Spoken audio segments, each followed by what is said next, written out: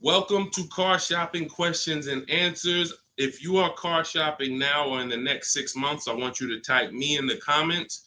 My name is Deshone the Auto Advisor. That's what I'm publicly known as. And all we do here is make sure that you know how to pay less than everyone else for cars. I'm very big on that. We spent the last 3 years helping people do this. And I spent 14 years in the car business before I started this. So I want you to start typing your questions. It's very important that when you're on this broadcast, you are locked in. Block out everything else. There's a lot of stuff in this world that wants to distract you. When you are distracted, you pay more money. That is what happens. When you are distracted, you pay more money. The people who get the savings, the people who know how to pay hundreds, thousands less than everyone else are locked in. So if you're locked in, I want you to type the lock emoji, or I want you to just type locked in, and we're going to get this show on the road. This entire broadcast is brought to you and sponsored by my new digital book. It's called Cars from Home, 7 Steps to Saving Time, Money, and Avoiding Dealerships. You can get a copy in your inbox immediately for 75% off for the next 30 minutes. When you visit the site, in my TikTok bio or in my Instagram bio, you'll see a button to activate the 75% off. You won't pay the $97. In YouTube, you guys will see a comment posted for you guys. I have a link pinned for you. And if you're on Facebook, if you're watching, I have a link for you floating. You can click that and that'll activate your 75%. But it's only for 30 minutes and you'll have the entire blueprint of everything we're going to discuss today. So while you guys are typing your questions, start typing your questions. Start typing your questions. I want to talk to you about the process. Thank you, Kelly. Good to see you. The process that we use to get below market leases, new cars, and used cars. Now, I know that might sound foreign to you. The idea of having a car shopping process may sound foreign because you may be used to winging it. Oh, I just feel my way around it. I hope I do okay. That is not a recipe for success, and you're not going to accidentally get a below market price. It's just not going to happen. You don't accidentally pay less than everyone else. You don't do that by winging it. And what I want to show you is how you can do this without being a good negotiator. So we use a 7-step process. That's why my book is called Cars from Home. You can already hear our process is at home. Who likes being at home? Hit the like button if you would rather spend time shopping at home than in a dealership. Hit the like button. Our process is called Cars from Home for a reason. All of your leverage, all of your control is from home. There is no power in the dealership. That's why the only time we're in the dealership is to look at cars, to test drive, and to go home. That is what we are there for. To look at cars, test drive, go home. We are never there to buy or negotiate because you have no leverage in the car dealership. So all of you, if you're like Deshone, I'm glad. Like, I hate being in car dealerships. You're going to love what we talk about over the next hour if you lock in. If you lock in. Again, if you're locked in, I want you to type the lock emoji, or I want you to type locked in, because I only want to talk to the people. I'm only talking to you. There's tons of people that's going to come through this broadcast. They know they're buying cars this week, this month, next month. They just going to wing their way through it, and they can't lock in. And I pray that we can get them to lock in so that they can see. Because listen, watch this. What y'all going to see me sharing throughout this whole show is really the people who've been locked in before you guys. Look, people like Adenas. She just graduated, got her 2024 Hyundai Elantra. She decided the lease was the best way to go for her. She's paying $365 a month, no money out of pocket. $365 a month. I know people right now. In fact, this reminds me when I was young, when I had my first, I got a Pontiac G6 lease. It was $256 a month. A friend of mine bought a car just like this, a Toyota Corolla. They were paying $500 a month. So you talk about 365, 500 and change. These are major. And now to buy a Toyota Corolla will probably be more like close to the $600 a month to buy a new one. So we're going to talk a lot about our structure here. So let's get into it. Dolan, I see we getting questions, but let me, as we get the questions, let me, matter of fact, let's go. We'll start with the questions. No, bring it up. Because as quick as people type questions, I'll get to them. So this one's from TikTok. I practice what you preach. lease and get the lowest payment, and under warranty, it's great. I stay there all day at the dealership until I get my price. See, now that's the only part. I love the first part of what you said. The second part, we don't do. And I'm going to tell you why. You don't know what the bottom is. Every dealership's bottom is different. And what they want you to do is they want you to think, again, if this is your first time on a live with me, I want you to type the number 1. Type the number 1 if this is your first time ever on a live stream with me, with us, first time.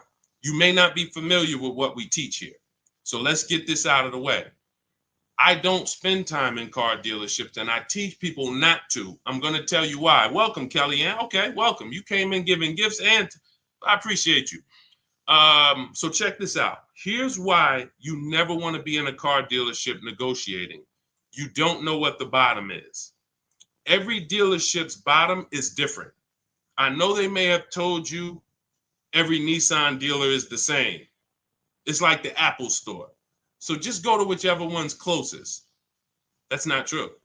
Every dealership is independently owned and operated. They're an independent franchise and they're competing. That is what dealerships do. So here's the dangerous part.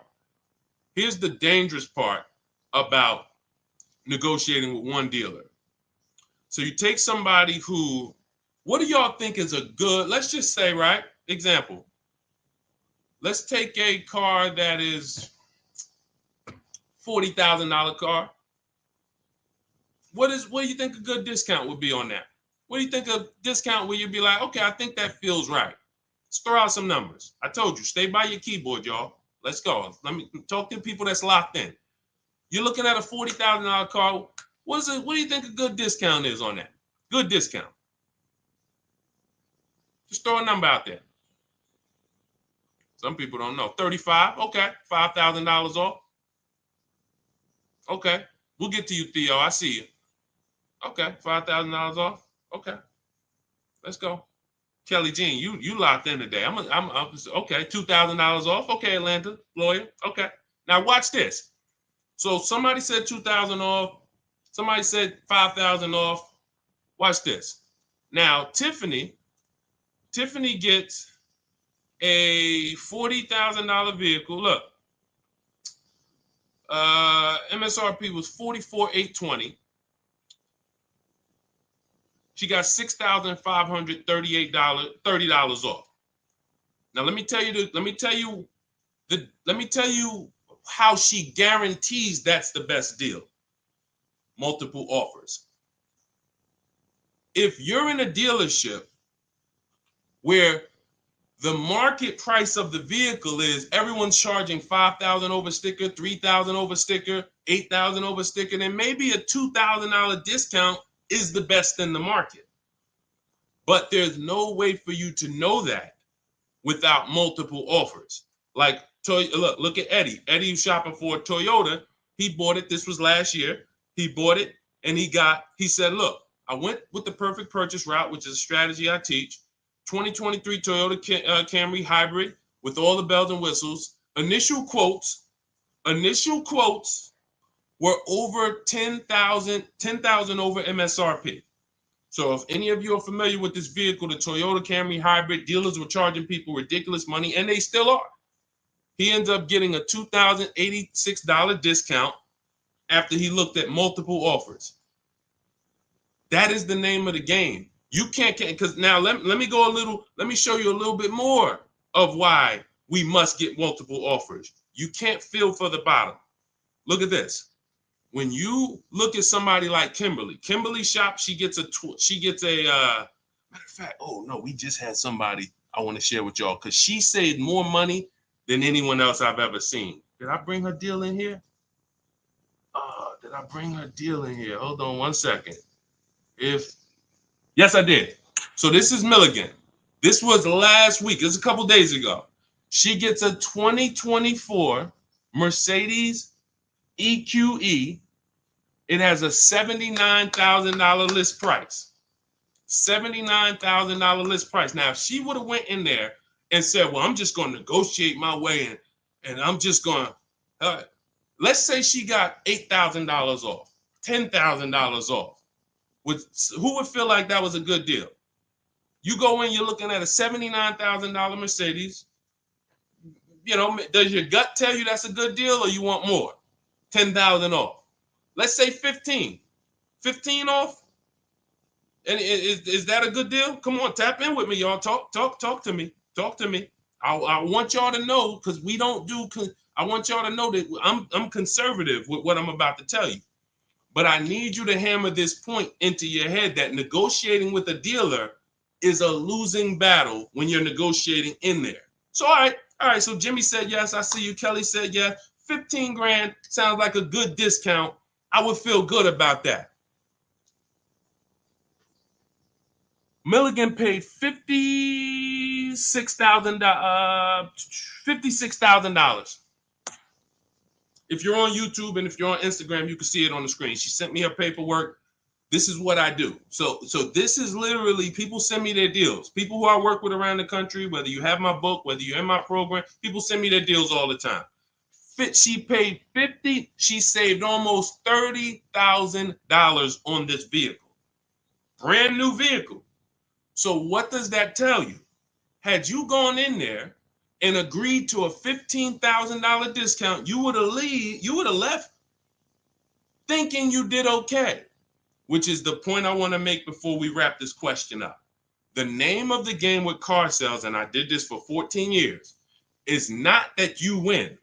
It's to make you think you won. The name of the game with car sales is to make you think you won. It is a psychological game that when you're negotiating one-on-one with dealers, it's impossible for you to you can't win. So when you step outside and you start to sit back like we do and shop from home, and you learn how to look at the market the way I teach, the way you're going to learn, the more you tap in here, you will understand that your money and your leverage is at home, putting dealers against each other. Not going into one dealer and saying, okay, how much can you take off? Okay, who got that? Type $ if that point makes sense. You cannot feel for the bottom. You cannot say, oh, okay, that sounds good. 3,000 off. That sounds good. 10,000 off. That sounds good. 20,000 off. You can't say that on any vehicle. Now, sometimes your best discount in the market is 8,000. Sometimes your best discount is, like you saw Tiffany a little while ago, 6,000, 6,500. But the only way you can guarantee that that's the best offer in the market is to be at home looking at 5 to 7 offers. And in my book, I teach a strategy called the 25 to 5, where we connect with 25 dealers online, and it literally takes us 20 minutes. I have all email scripts that you send. There's no talking. We use this for new cars and leases.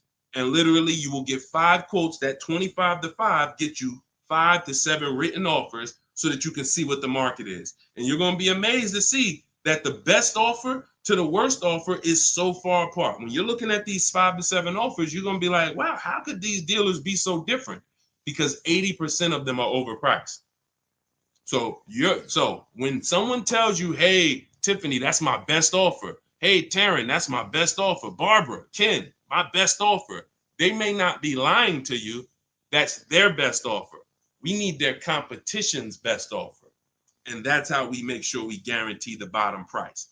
If Milligan would have settled for $15,000 off, she would have left another $13,000 on the table. We can't leave that kind of money on the table. Okay? So yes, I love that you seem to understand about leasing, the person who shared this question, but what I don't love is being in dealerships negotiating. I do not do it. I don't teach to do it. We stay at home and we make people bid for our business. That is the game. Okay, all of this is inside my new digital book, guys. You can see it. It's called Cars from Home, 7 Steps to Saving Time, Money, and Avoiding Dealerships. And you can see, Josh, I have a support email everywhere. You can see it on my screen. Every time I do a live, I have a support email. When you purchase the book, literally on the thank you page, as soon as you pay, as soon as you get your 75% off, it literally says, screenshot this page. And it says, here's my support team's email, just in case you may have typed the email in wrong. And it says, click the link below to open up your book. So you can open it right there on the thank you page, save it to your phone or your computer, and I email you a copy. So DM me. If you don't see the support team email, we share it everywhere. We share it everywhere. I don't want to share it here live publicly, but DM me and we'll share it. We'll share it so you can have it. All right. Hey, Deshone, I drive 31,000 miles a year. Can I still get a lease driving that much? Theo, great question. So let's talk to high mileage drivers. If you drive more than 18,000 miles a year, I want you to type HM for high mileage. Now, here's what's important for you to understand.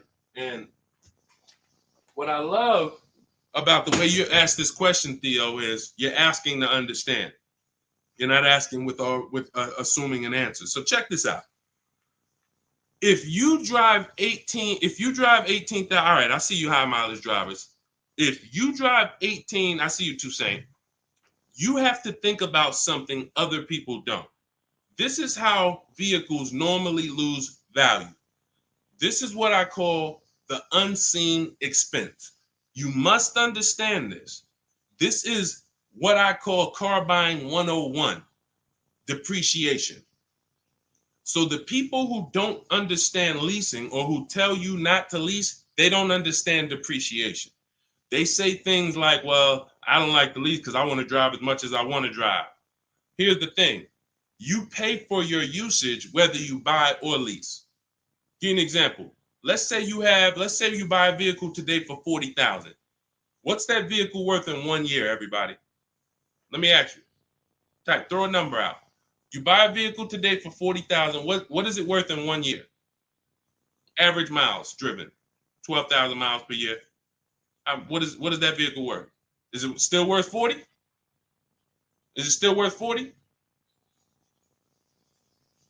No. Right, exactly. 33. Let's go. Let's go. Shout out to the people that's not distracted. 33. Look. So now that's a good estimate. You look and you say, all right, that's 40. This is 33. That's 1 year of time I lost $7,000. Had nothing to do with the fact you bought the car. I thought you didn't pay for stuff if you bought it. I thought you could drive as much as you want when you bought it. So let's throw a curveball in for the high mileage driver, because this is the point we're making. What happens if you drive 20,000 miles? What's the car worth? What's the car worth? Instead of average miles, where like, okay, it'd be worth 30. You drive 20,000 miles, it's probably worth 30. Instead of 33, it's probably worth 30. You lost 10 grand of value. So the more you drive, the more you depreciate your vehicle. Does that make sense? It doesn't matter if you leased or bought. If you buy a vehicle for 40 and you put 100,000 miles on it in a year, that vehicle's worthless. You go around and you try to sell it, it's probably going to be worth $12,000 or whatever, $15,000. You destroyed the value with the amount of mileage you drive. So now once you see that, now you can get that, all right, I'm not off the hook just because I paid for my car and I didn't lease it. I lose in the form of depreciation depending on how I use this vehicle. So that's the basis for us to discuss leasing versus buying. And when you look at leasing versus buying, here's what we're asking ourselves. This is step one in my book. We don't do anything else until we pass this step. How many years are you keeping the next vehicle? How many years are you keeping your next vehicle? Type into the chat. Those of you who are shopping, I want you to answer this. How many years are you keeping your next vehicle that you're going to be shopping for? 8 or more, or less than 8? This is called the 8-year rule. See, I get a lot of people, and I see a lot of you ask, hey, I'm looking at a Porsche Macan. Should I lease or buy? I'm looking at a Rolls Royce. Should I lease or buy? I'm looking at a Honda Civic. Lease or buy? It's the same answer. How many years are you keeping the vehicle? Because here's what you need to realize. You're going to lose the most value in 5 to 7 years. But after 5 to 7 years, after 7 years, the depreciation cools off and you start losing little value. Who has a vehicle outside they've had for more than 10 years? Type me. You got a vehicle in your driveway right now. You've had it for more than 10 years. I want you to type me in the comments. And we don't get many people nowadays. People are not keeping vehicles that long anymore. Okay, I see. Kelly Jean has one. Tiny Boy, I see you. All right, Naturally Dope. Okay. If you got a vehicle right now in your driveway, you've had it for more than 10 years, type me. Okay, I see you, just be you. All right. All right. These are called long-term. Look, been 18 years next month, naturally dope. Now, here's what's beautiful about them. Their depreciation is like this. What does that mean? Whatever their vehicle is worth today is probably going to be worth the same thing next year. I see you, E. Valentine. That means you beat depreciation. See, there's only two ways to beat it. Long-term ownership like them, or with a below-market lease. You cannot buy a vehicle, have it lose value for 5 to 7 years, turn around and replace it, and think you won. That's just not the way it works. You bought it for 40, you traded it in, it was worth 15, and you thought you won. You lost $35,000 or $25,000 in that time period. Was there a way we could have gotten that car or a similar car and lost less than $25,000 in that time period? This is what we're trying to do when we're beating depreciation. So if you are a long-term person, those of you who said, yeah, hey, Jose got 10-year Cadillac, had it from 2011, perfect. If that's your plan, you don't think about leasing. But if your spouse says, I don't want to keep a car that long, I don't see myself keeping a car that long, then they shouldn't be thinking about purchasing because they're going to lose in depreciation. So now when you look at what a lease is you have an opportunity to overpay. There's 3 types of leases: market value, above market value, below market value. If you pay market value or above market value, you lost. You lost. Market value or below market value, you lost. If you're enjoying this on TikTok, can y'all just double tap the screen? Just start tapping the screen. You're going to see the likes run up, and y'all just keep running them up. And what that does is it lets TikTok know we talking business over here, brings more people. If you're enjoying it on Facebook and YouTube, can you hit the share button, tag a friend in here so we can help them protect their money? This is about below market lease deals because you've seen commercials that say, hey, you can lease this vehicle for this, $5,000 down plus tax. Those are above market lease values or market value. When you see lease deals that look like this, and this is why I show you people who came before you. Danielle, $44,000 Audi, 2024, no money down, $550 a month. No money down, $44,000 Audi. You guys know, some of you know, every $5,000 on a loan is about $100 per month. So to buy that $44,000 Audi with no money down, we always shop our deals with no money down. And once you embrace what I'm telling you, you'll be shopping with no money down only.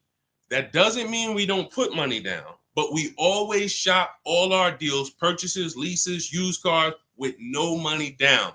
Because when you start putting money down, it confuses you. Unless you're really, really good at math. If you're really great at math, then it won't. But if you're not great at math and you start putting money down, it's going to confuse you because you really don't know the deal you're getting. You only are focused on what is that monthly payment. So that's why we shop with no money down. But to buy this same vehicle with no money down for a $44,000 vehicle, that's a $900 payment on a 5-year loan. That's a $900 payment, $800 payment on a 6-year loan. She's paying $550 below market lease. Look at Kimberly. She saved 20 grand on her Maserati, below market lease, an $86,000 vehicle, $950 a month. $86,000 vehicle, $950 a month. Charles on his Palisade. Some of you have a Palisade. It's $48,000 vehicle.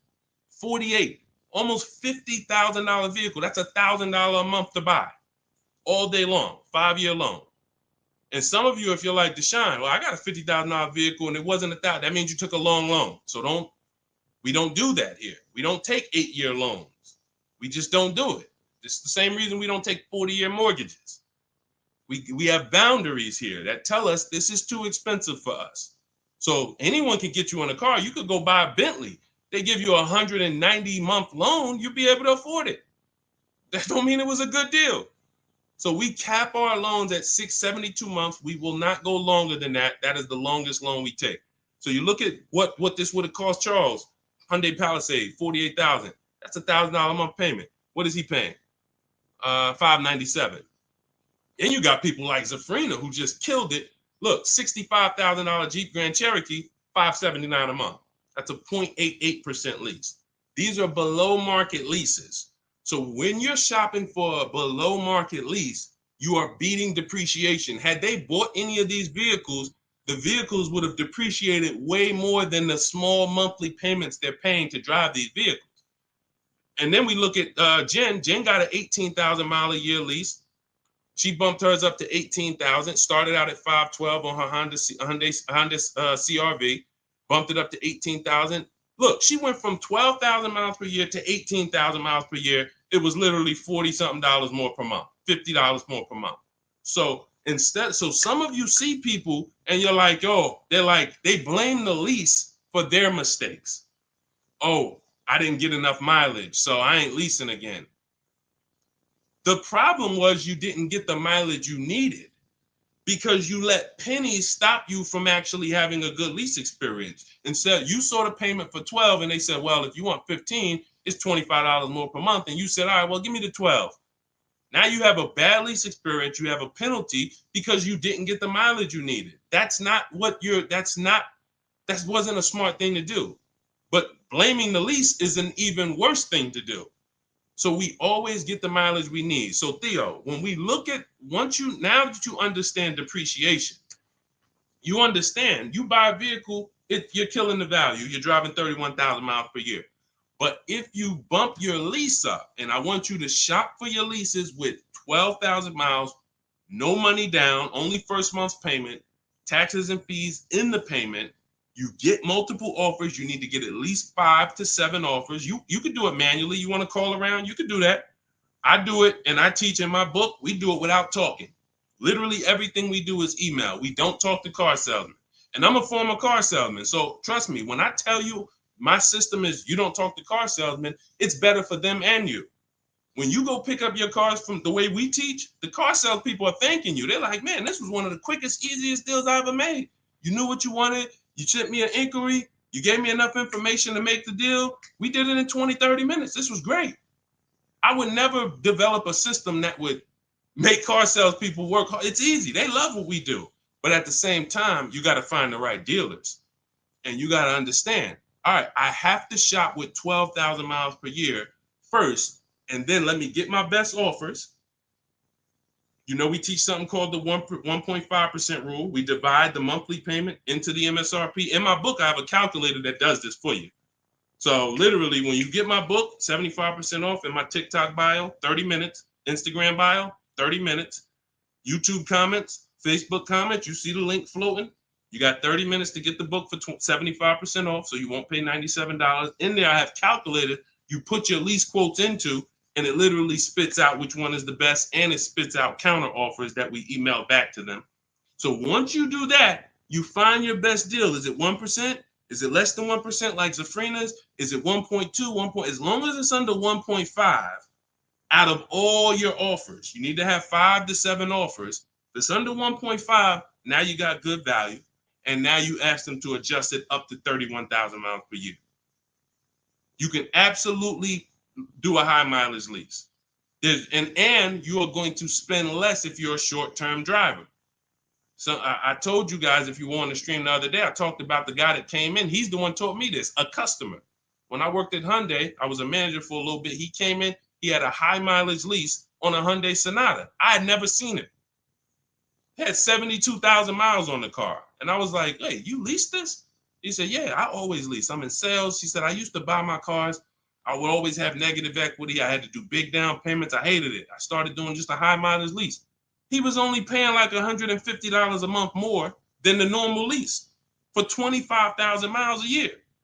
So instead of coming in with $10,000 or $12,000 of negative equity because he put so many miles on the car, he pays $150 more, drives as much as he wants to drive, comes back every 3 years, gets a new vehicle. He's not tying up money in these vehicles. Now, for those of you who are going to be long-term, like the people who we just shouted out about 8, 9, 10 minutes ago, that is the deal. You do not lease. You're going to buy, keep that vehicle until the wheels fall off. That's the win. But if you're not keeping your vehicles 8 years, you're overspending by thousands of dollars not leasing. And we prove that over and over and over and over here. I want you to get from being stuck in the middle, either get to the lease side or get to the long-term owner side. Get out of the middle. That's where the depreciation hits are. That's where you lose in resale. That's where you overspend by thousands, and I need you out of there. Okay, that's a great question, Theo. Great question. Go ahead, Dolan. Let's shoot the next one in. Keep typing your questions, y'all. Could y'all keep tapping the screen on TikTok and keep running the likes up? Every time you hear something you like, either hit the like button or the share button. If you're like, man, you know what? Because at the end of the day, look, it's only a couple people that help us move this mission forward. I appreciate it. There's a couple. I love the people who tap in, but I really appreciate the people who share, tell their friends. I see you. Okay? I see you, and I appreciate it. Let's go.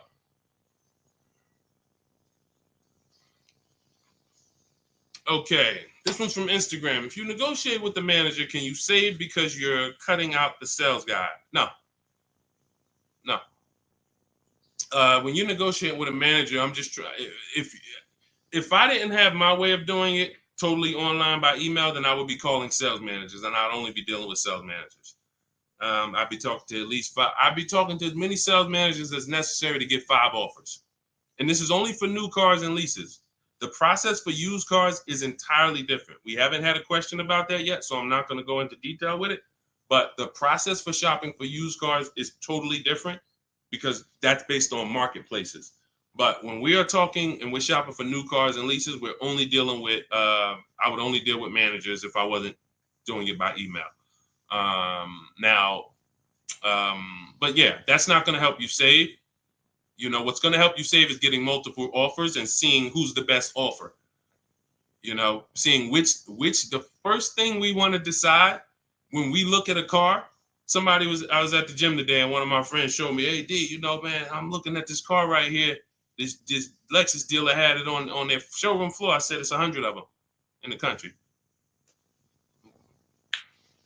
See, you fall in love with that one. And you seem to think, that's the only car out here like this, and whatever I can negotiate with them is great, man. 100 of those cars are around the country. 100, maybe 30 of them are within 100 miles of you. My mission and your mission is to find which dealer is going to sell that car for the lowest price. That's the mission. It's very simple, and it's very simple when you're doing it from home. Very simple. We don't negotiate with one car. They're cookie cutter. I don't care if you're looking at the rarest Bentley. There's still a couple of them in the country. Because the more, when a dealer can make you think we're the only ones with this car, they can charge you what they want to charge you. And you're going to say things that are going to be like, charge me more. What does that mean? Oh, man, I ain't seen this one before. Okay, ching, cash register. You say stuff, See, I'm a former car salesman, and thank God he's put me here to do good in this world. And he's given me a heart to help people, and I just never had the heart to take advantage of people. I know the business like the back of my hand. I've been a manager at Ray Katina. We had to run our own deals. Most car salespeople have no idea what I'm talking about. Me and my friend, we were just talking about this because the places we worked at, we had a different standard. We had to know the numbers. We ran the program. Ray Katina didn't have finance managers. A car salesman who just runs back and forth, no disrespect, but you don't know what we're talking about here. You say, all right, get the customer, go get the numbers. Get the customers, go get the numbers. You won't get that. But at the end of the day, that is like this. When I tell you that when you start putting dealers against each other, it's the only way for you to prove to yourself what I'm telling you is true.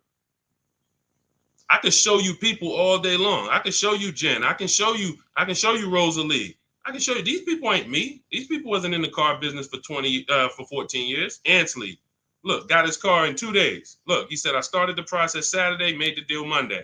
Got him a 2024 QX60 Lux, $58,000 vehicle, $554 a month at home.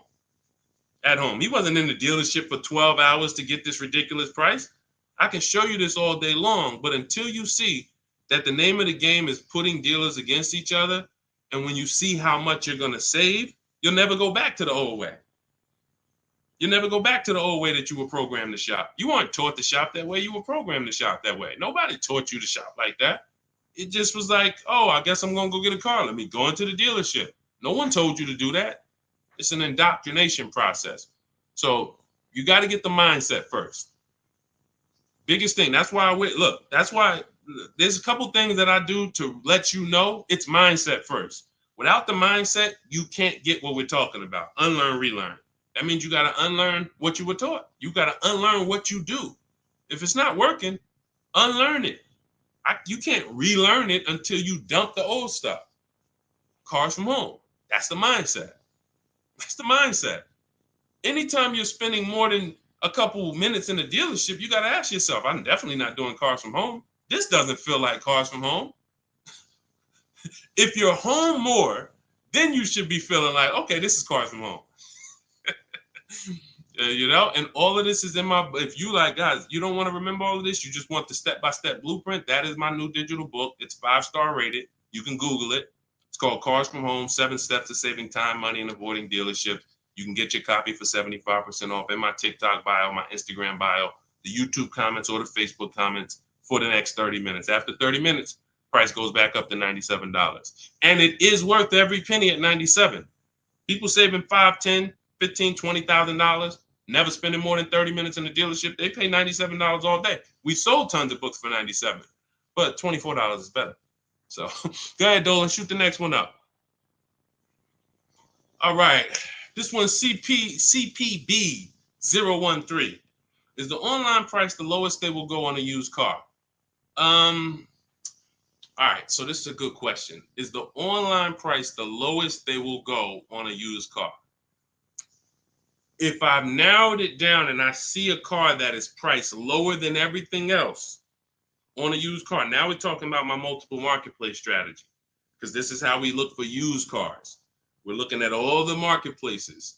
Everywhere there are used cars at, we're looking at them. Cars.com, Carfax, Car Gurus, Auto Trader, CarMax, Carvana, Driveway, eBay Motors. 8 marketplaces. We open these up, we start our accounts. Once we narrow it down based on title, service records, accident history. We cannot, hold on. I got a feel TikTok is telling me, let me just, hold on. Can y'all still see me on TikTok? Give me a thumbs up. Give me a 1 if y'all can still see me on TikTok. Give me a 1. I just want to make sure. I just had a pop-up message on TikTok. All right. Thank you, Tiny Boy. Appreciate it. Okay, so you do not buy a used car without making sure you see the service records. There are a couple big things, couple major things when you're buying a used car you need to do besides price. I'm telling you this. We tend to focus on price. We must get a quality car and a below market price. One without the other is a loss. If you tell me, Deshone, man, I used your strategies, I shop, I paid below market value, I know it, I saw this was the lowest car within 100 miles, but the car is in the shop every 3 to 6 months, that's a problem. We lost. So we must get both. So we narrow this down based on service records. As of right now, Carfax is the only one I know that shows service records. So now you can pull this and you can use this on your actual, you can use this as a last case when you narrow it down. Now in my book, it's only one strategy I don't share publicly. It's my secret strategy to get free Carfaxes. I share everything else, but that's my secret sauce. So that's in my book. I'm not going to do that here. And I'm going to tell you why. One Carfax covers the price of the book. So, those of you who want my secret strategy on getting free Carfaxes, that's in my book. But once we get the Carfax, we can see the service records. If the service records aren't consistent, do not buy the car. That's my recommendation. I don't care how good it looks. I don't care if he tells you, hey, I used to change the oil. I changed it myself. Without proper service records, the engine could go before it was supposed to go. The transmission could go before it was supposed to go. Like, this is literally the worst thing you can do. And you don't want that. Okay, let that be a deal breaker. No service records, deal breaker. So another thing you do is you type the vehicle into Google. If you're looking at a 2017 Kia Optima, what you do is you type in 2017 Kia Optima reliability. Skim the articles. Just skim the first page. It don't take you 5 minutes. Look for any red flags. Owners report electric issues. This vehicle has less than average reliability. Once you skim that and you see you're either going to eliminate that vehicle or it's going to pass, after you do that, I want you to type in 2017 Kia Optima longevity. Now you're going to see websites that look at engines and transmissions and what owners say in the long term. And it'll say these vehicles may last 200 to 300,000 miles. This is how you get quality. Again, you cannot get a great price and then not a quality vehicle. It's a loss. We got tons of people, you may have had that issue. You felt like you were doing good, and then all of a sudden your car's having problems. Whatever price you paid for it doesn't matter. The car's having problems. So this is how we prevent that to the best of our ability. So you type in longevity, you may see owners report transmission issues at 80, 90,000 miles. If you're looking at a vehicle with 70,000 miles, isn't that important? Type dollar sign if you understand. If you're looking at a used car and it has 60,000 miles, you do that quick search I just said, and it says owners report transmission issues at 80, 90,000 miles. Wouldn't you want to know that? Quick search. This is 10 minutes to say this is free. Free things that take no time, that save you thousands of dollars and headaches and money and all of this.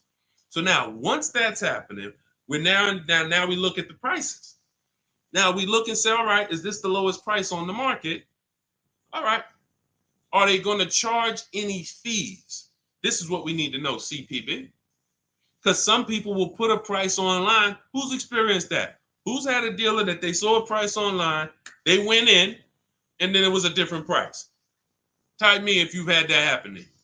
You saw a price online, you said, okay, price looks good. You go in, all of a sudden it's okay, but this, and then we got this, and then we got this, and next thing you know, you're $8,000 more than the price online. Happens all the time. How do we prevent that? We call before we go.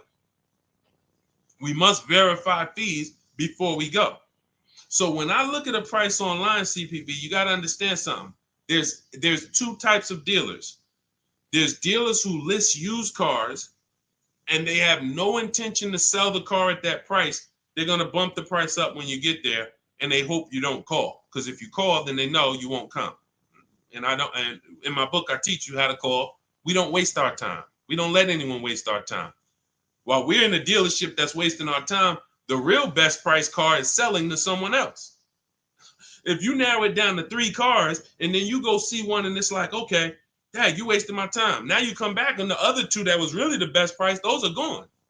Because the best price cars don't last long. So we can't afford to let anyone waste our time. So now the goal is to see, can I get money off, but not here? We don't do that until we get there.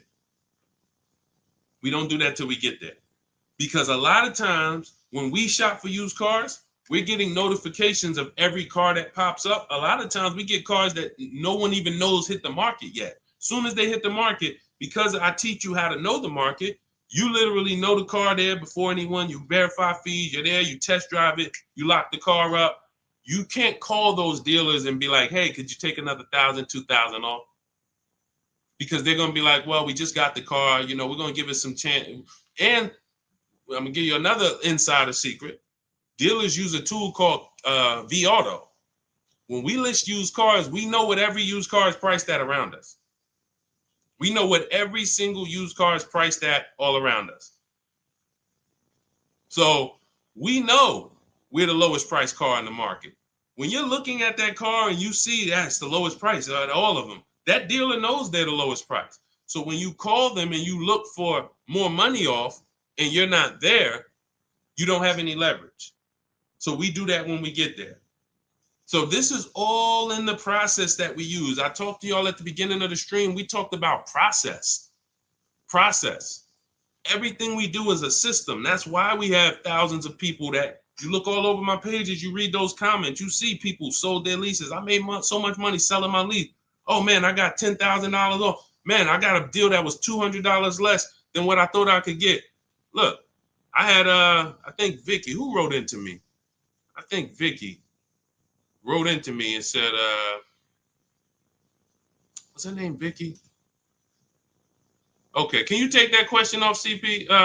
Dolan, so I can see this. Okay, yeah, it was Vicki. She said, "Hey, Deshone, thanks to your book and the methods, I was able to get my new lease for a 2024 Volkswagen Atlas for $175 less a month than my first quotes. I did it all online except for picking up the car. I put no money down other than first month's payment and DMV. I saved over $6,000 over the life of my lease listening to your tips, using my scripts. My negotiating scripts, you don't talk, you're typing, you're copying and pasting. So if you have it, if you can't copy and paste, this ain't for you. If you're not good with a computer, you can't visit websites and copy and paste. This isn't for you. But that is the name of the game. That is the name of the game. Like, it is all about having a process, not winging it. This is a 5 and 6 figure transaction. You wouldn't wing a home purchase.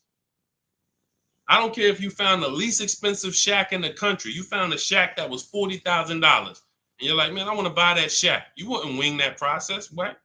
You wouldn't be like, oh, you know what? I can handle it. Forget the attorney. I don't need a realtor.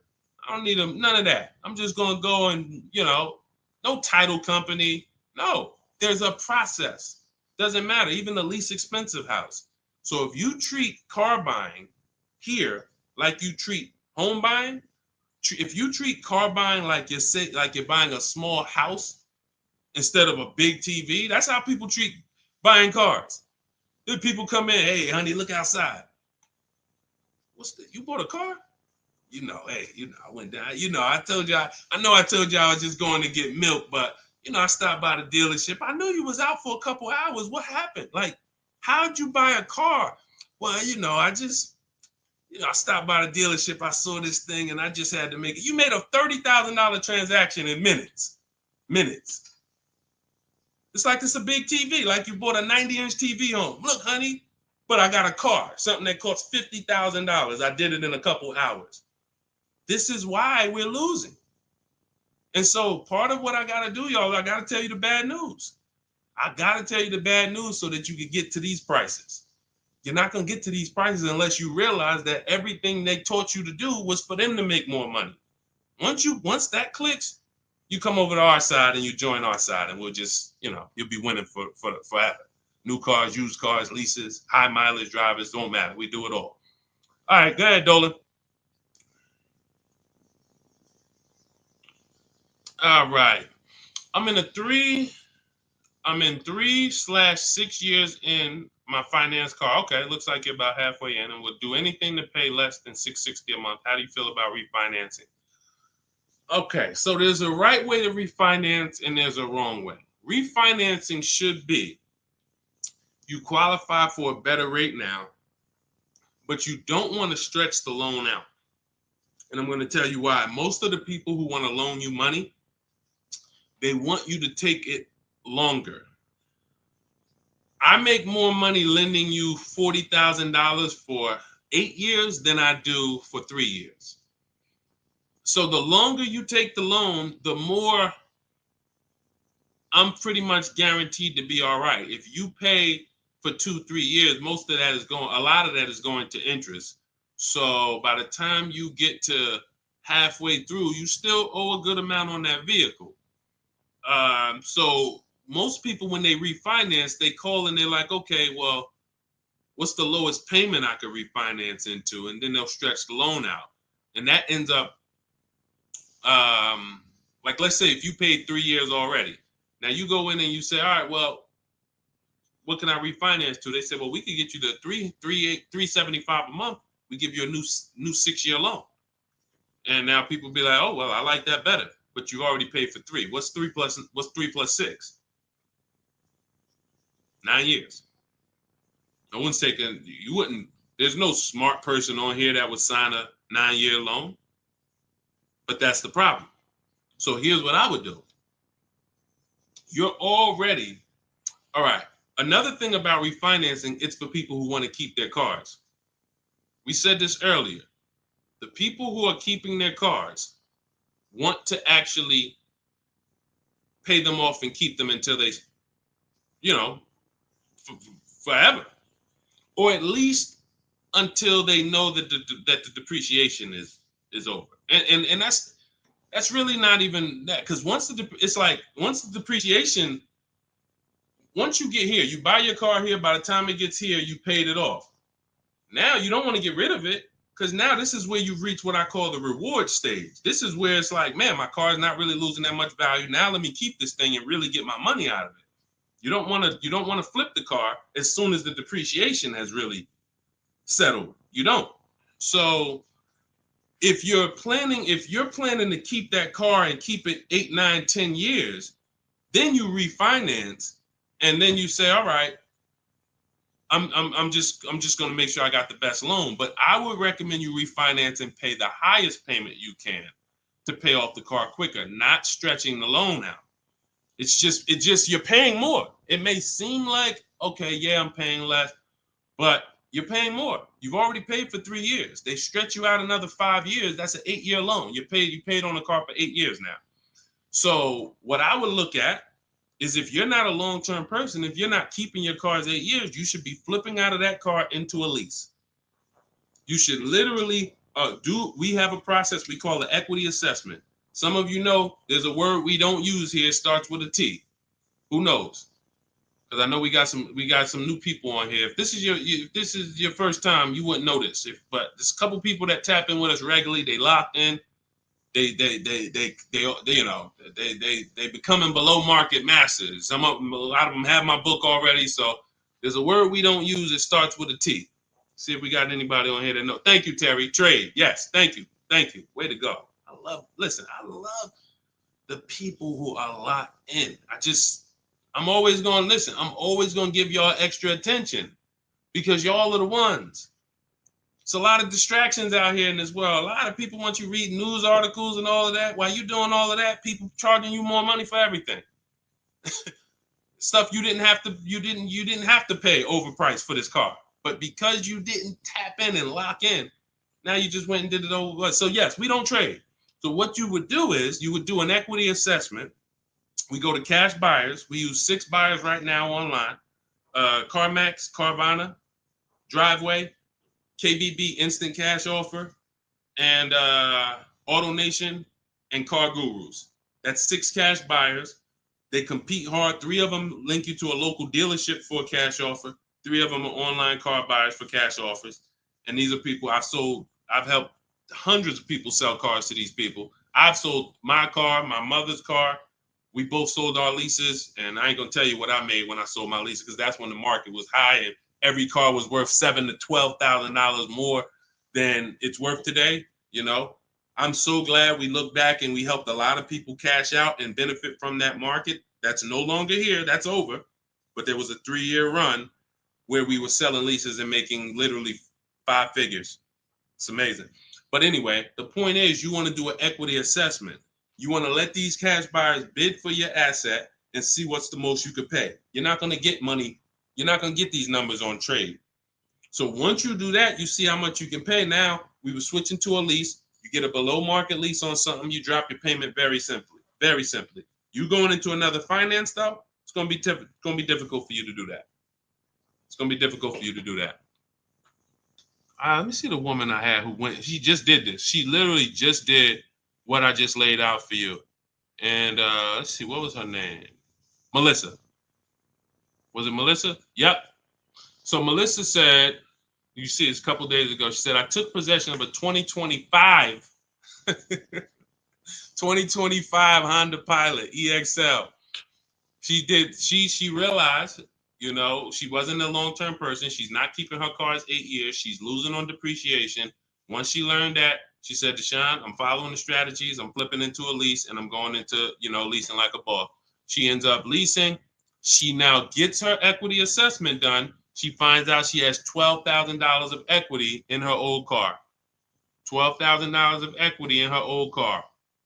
Now, after she does her equity assessment, she says, all right, let me get my offers for my Honda. Let me see the dealer that's going to sell it to me for the lowest price.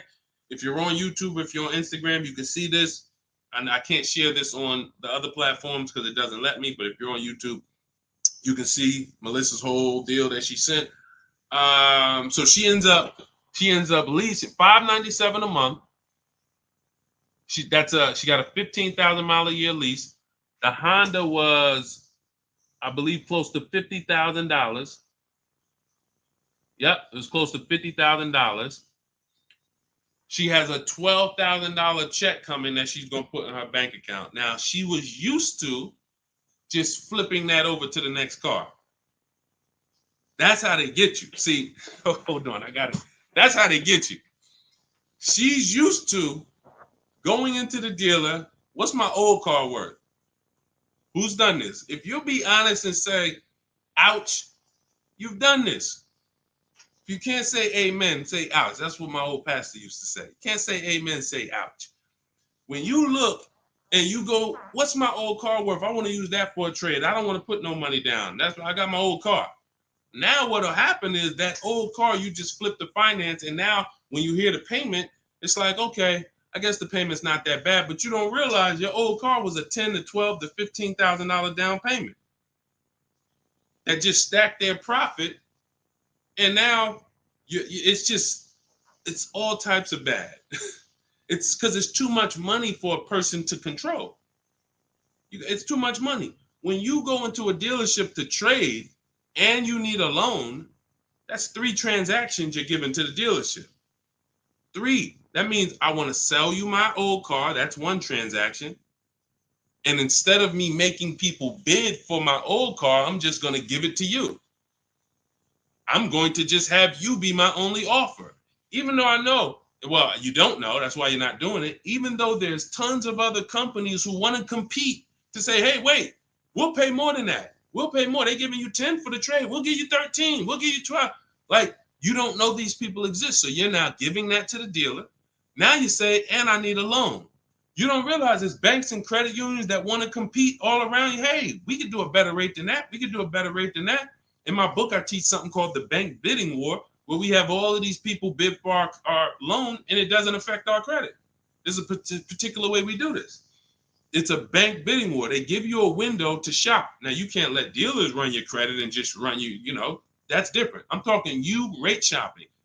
But you're giving that transaction to the dealer without shopping it. And then you're buying a car from them, even though there's other dealers who have the exact same car that you're not getting prices from. That will sell you the car for $3,000 less, $5,000 less, $8,000 less, $15,000 less. You won't know that because you're just dealing with this one person.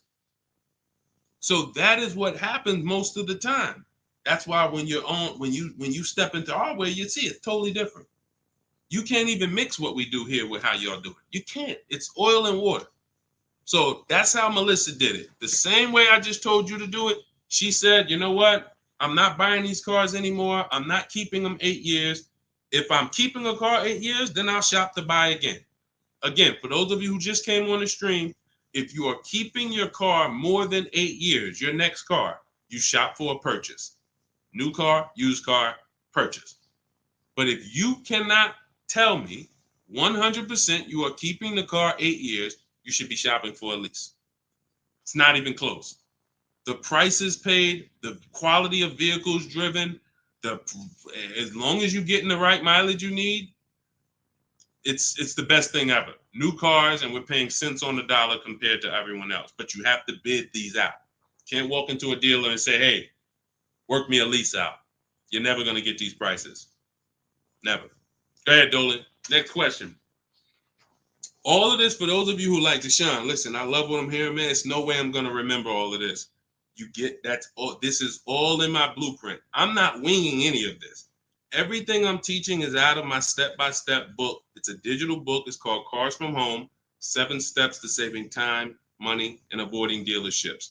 You can get your copy for 75% off for the next 30 minutes. Now, if you visited the website already and the timer started, that means once that timer hits 0, it's not, you don't get 75% off. It goes back up to $97. So you won't get the $24 price. But if you get there before the timer hits 0, in my TikTok bio, in my Instagram bio, you can get your 75% off. It'll be in your inbox before we even end the stream. It'll be in your inbox in 5 minutes. Now, also, we have a link in the YouTube comments pinned for you to activate your 75% off, as well as a link floating on Facebook or in the comments for you to activate your 75% off. But once you get your book, I want you to screenshot the thank you page. One, it says right here, click below to open your book. So you can open the book and save it to your phone or your email right there. But then I also email you a copy. But sometimes you type your email in wrong. We have a great email system. We've delivered over 10,000 books, but we can't send a book to the wrong email. And that's what usually happens. So I want you to screenshot that page so you'll have my support team's email. And depending on where you're watching, you'll see the support email on the screen. But this is only for book delivery. This is not for questions. I don't do questions through email. All right. Jimmy, thanks. Just got the book. Can't wait to read and learn how to get a great deal on my next car. Congratulations. Use it, win. Follow it step by step. Don't change a thing. It's like McDonald's. I promise you, the reason why we have hundreds of people, I've worked with 2,000 people personally, and we probably got thousands of people that I don't even know about. Hundreds that have written me, text, DM me, emailed me. But I know we have thousands of people who've used our strategies to get below market prices and enjoy the car shopping process. Like, enjoy. How about that? How about, yeah, great to pay below market prices, great to save thousands of dollars. How about enjoying something, enjoying a process of something that you're about to spend 5 or 6 figures on? Not like, oh, just get me out of here. I've had people who I've seen them. I see them at the dealership when I was in there. They can't wait to get it over with. Oh, I hate this. It's a shame. It's a shame. We enjoy car shopping. When you're in control, when you're making people bid for your business, when you see companies, banks, dealerships fighting in your inbox, hey, look at my offer. Look, hey, can we anything we can do? When you feel like that, you see you are the prize. You see, you're the prize. Your business is the prize. The way we shop, we're the prize. You know, the way you've been taught to shop, you're begging. You're just begging. Come on, can you take off another 1,000? Come on, you really gonna lose a deal over, $20 a month? Come on, I know you could do better than that. You're begging. Mm-mm. Mm-mm. Yeah, congratulations, Jimmy. Keep me posted and make sure you email me your deal when you get it. I can't wait to see it. Go ahead, Dolan. Got a time for a couple more. All right, let's get through as many as we can. Let's go. Just be you. What's average credit score you need for a good lease with no down payment? I would say I like to see people around 670, 660. Depends on the vehicle you're shopping for. Now, there's some vehicles that won't let you be their first lease. If you've never had a car loan, you need to have a car loan. Mercedes was big on that. They wanted you to have a car loan or lease prior to them. But usually a 680 can get you approved tier 1 for most vehicles that I've seen. Now, it's not all about credit score. It is. I have something in my book I call, it's called, leasing and credit. And what I tell you is it's about profile. It's more about profile than just score. Profile is like nothing gets you approved for a lease like a paid car. If you paid on time for a car you have now, even with a 640 score, if they look at you and see, wait, well, she's never missed a payment on her car in the last 5 years. There's a good chance you're going to get approved because that weighs heavy, But if you don't have a car or a paid off car, then you want to have a higher score, 680, 690, 680 I usually see. And again, it depends on the vehicle, but most vehicles that I've seen with a 680, solid profile, good income, you don't have to make a lot, they need to see that you can afford the vehicle. That's just fine. Yeah, that's just fine. And look, if you're not ready to get a lease yet, then you should be setting yourself up to get a lease. You should be setting yourself up. No, thank you, baby. You should be setting yourself up to get a lease. What does that mean? If you don't have the credit to lease right now, the last thing you want to do is go get let me tell you what people do. Can't sacrifice. Can't sacrifice. You don't have the credit, but you want to drive the nice vehicle. So you're going to go out and you're going to spend 20, 25, 30 and say, hey, what could you get me to on that? Now you go out and you're paying $800 a month. Now, you're already slightly shaky in your payment history. That's a problem because you're biting off a big payment. You're typically going to overpay for that car, and the interest alone is going to be an overpayment. Not to mention the price of the car you pay. So you're getting charged more for interest, which is normal. But without shopping strategies, now you go and you overpay for the car. So you might overpay for the car, and now you got a 25% interest rate. You're burying yourself. So now you look up and you say, okay, next car, am I any closer to leasing? Not if you missed a payment on that. One late payment on that, no, you jacked yourself up. So what I teach people to do is, when you don't have the credit, get something very inexpensive. Get something that you can get, the least expensive car that you can get a loan on.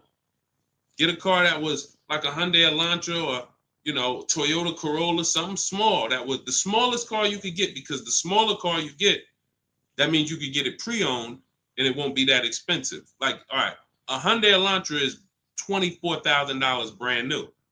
That means I could get, if I wanted to spend 10 grand on one, I should be able to get one that's like 7 years old, 8 years old. It's only 24,000 new. I shouldn't have to, but if I'm looking at a car that was 50,000 brand new and I want to spend 10 grand, then, I'm going to get a 10-year-old one with 100,000 miles. So we want to get the least expensive car, the smallest car, no frills car, just to have a payment history.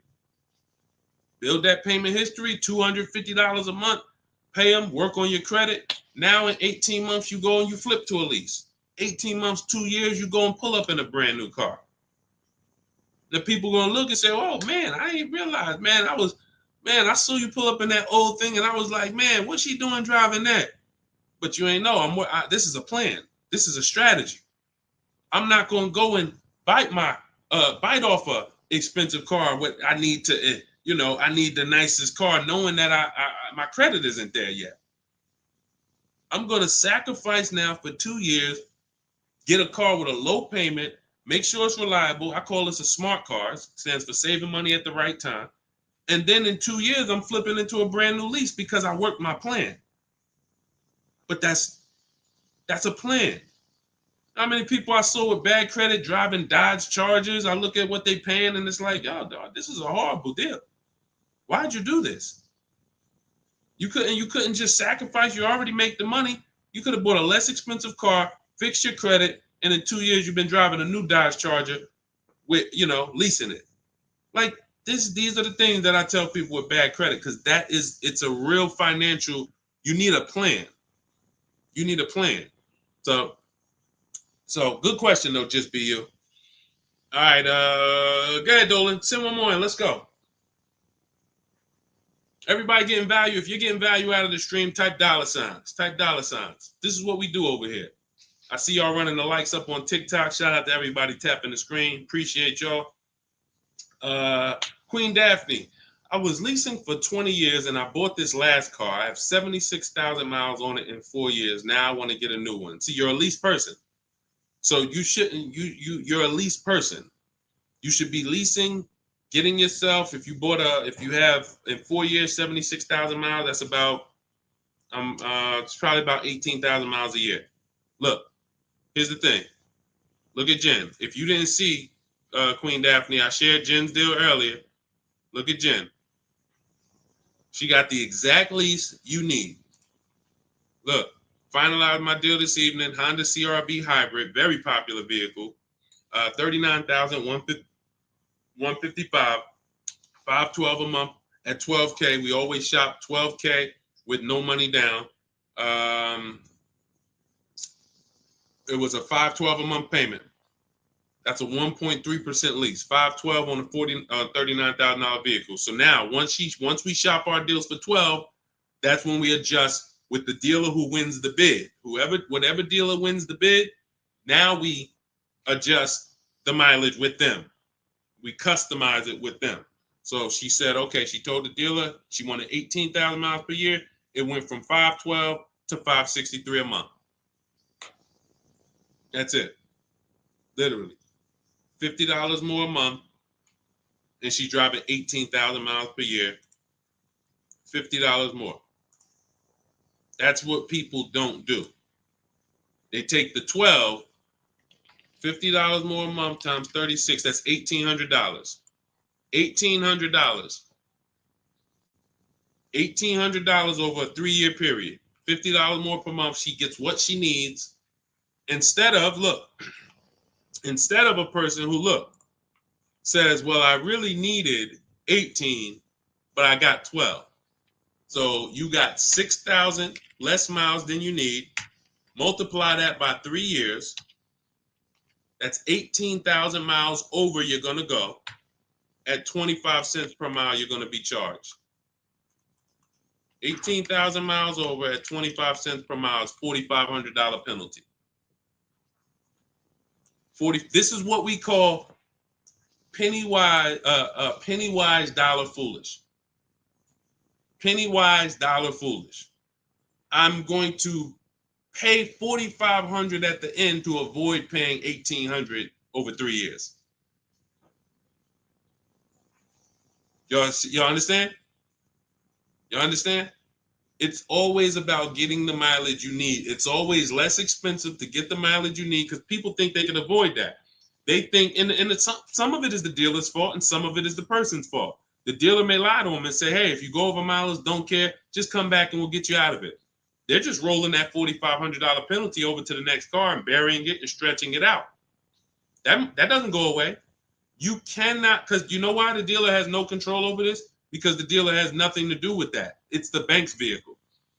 The bank is expecting you to bring back the vehicle with the mileage you said. So when you bring it back and it has 18,000 more miles, you owe the bank. The dealership is out of it. The day you buy the vehicle, that paperwork signed, the check gets cut, dealership gets paid, dealership's out of it. They have nothing to do with the car anymore. It's between you and the bank. That's the bank's car. That's why when you drop off a lease, you pay a disposition fee to get the money, to get that car back to the bank where it belongs. The dealer has to transport it to the bank. It's their car. So it's always, we always shop for what we need. And it's a small amount of money. So what you do, Daphne, is you do your equity assessment. We talked about it. If you missed it about 10, 15 minutes ago, you can go and watch the YouTube replay. Or if you want everything I teach step by step in my book, it's in my digital book. You can click the link in my Instagram bio or in my TikTok bio. You get 75% off, so you get the steps for $24. As long as you get there before the 30-minute timer goes to zero. But what you do is you do your equity assessment to find out the most money a company will pay you for your current car. See if you have equity or do you have negative equity. And once you do that, now you move into shopping for your replacement lease. And it's simple. You separate those two transactions and you'll be just fine. And it's very, very simple. But I wouldn't, unless you're keeping your car 8 years, don't do this. And this happens a lot. People who love leasing, enjoy leasing, and then all of a sudden you buy something and it's like, nah, you know what? I really want to get back to leasing. That happens. I did it. And I broke my own rule. And here's the thing. When you break your own rule, y'all see, because I'm about to replace this truck, because I thought I was going to keep it 8 years. This is why you have to know. When I bought this pre-owned Infiniti truck, I got a great price on it. Saved 42% off the original price. That's another thing we do with used car. We must know what the original price was to know if it's a really good deal. We didn't go into detail on that in this show, but that's a big deal. You cannot. How do you know you're getting a good price on a used car if you don't know what it was originally priced? What equipment it was, what packages it had in it, what was the original list price, and what's the asking price? That's how we calculate discount. I call that the true value discount. That's in my book. So, but when I got it, I got a great deal on it. Now, when I look at the money that I paid over 3 years, once I get this new lease, you're going to see that I could have just gotten the lease. I could have just gotten the lease when you compare a used car, great deal on a used car, to a lease, they're about the same money coming out your house over a 6-year period. If you got one vehicle and you kept it for 6 years versus 2 leases, it's going to be about the same money on 2 pre-owned cars. Now, comparing a new purchase to a below market lease, totally different money. thousands more for the new purchase, thousands more. We've already hit on that throughout the stream. But what I'm going to show y'all when I do this is the amount of money that I put into the car over 3 years, over the almost 2 years I've had it. I could have just leased a brand new car for the same amount. So it's not that I overpaid, but what I could have been driving had my structure been right. And again, that's why the 8-year rule is so important. If you can't guarantee you're keeping the vehicle 8 years, you should not buy it. You should be shopping for a lease. That's the name of the game. It's not even a question. We continue to prove that over and over and over again. So anybody, if you just jumped on, you can watch the YouTube replay. You can see all the lease deals that we shared. Again, the message is get from one side, get out of the middle. Get out of the middle.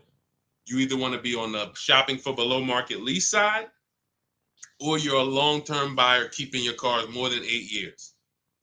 Everyone who's buying their cars and trading them in, or buying them, paying them off, and then trading them in, you're losing the most money because you're on this depreciation curve.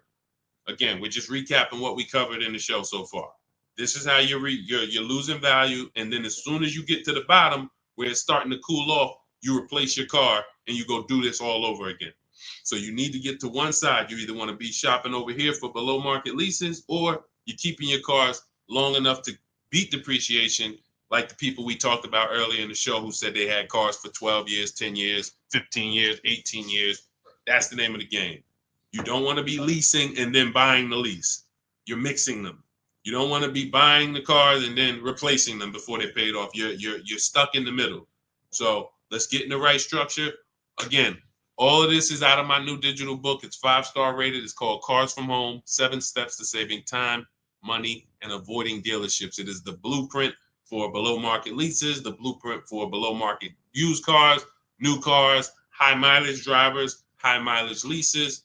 Everything you need is in there in a step-by-step fashion, making banks and credit unions bid for your business instead of just going with one bank. Rates are high. Whenever rates are high, you need to be shopping rates. Even when rates are low, you need to be shopping rates. And you're not, this is all money. 2 points on an interest rate literally could be $2,000-$3,000. That's big money. So we need to know this. All of this is in the book, and you can get your copy for 75% off. It is a digital book. So anything that happens new in the industry, I update it. Example, Vroom went out of business. Vroom used to be on our list of people to sell our cars to on the equity assessment, and they were on our list of pre-owned cars. When we would shop for pre-owned cars, Vroom was on our list. Vroom went out of business. I went right into the master file, updated it. Everyone who opens up the book, you never saw Vroom since then. I couldn't do that with a print book. If I had 10,000 copies in print in people's houses, how do we update it when these companies go out of business or when a new website comes into the market? So with a digital book, we do that. You get free updates for now, and that's what we've been doing. So 30 minutes only. Once the timer hits 0, the price is $97. Once you get to, before you, where can you go? TikTok bio, Instagram bio, Facebook link in the comments, or it's floating, YouTube pinned comments. Get there, get your copy for 75% off. And please send me your deals. When you make your deals, send me pictures of the car, send me the details. I can't wait to see it. All right, we'll be back for another stream. Shout out to everybody who checked in. Shout out to everybody that was locked in. God bless y'all.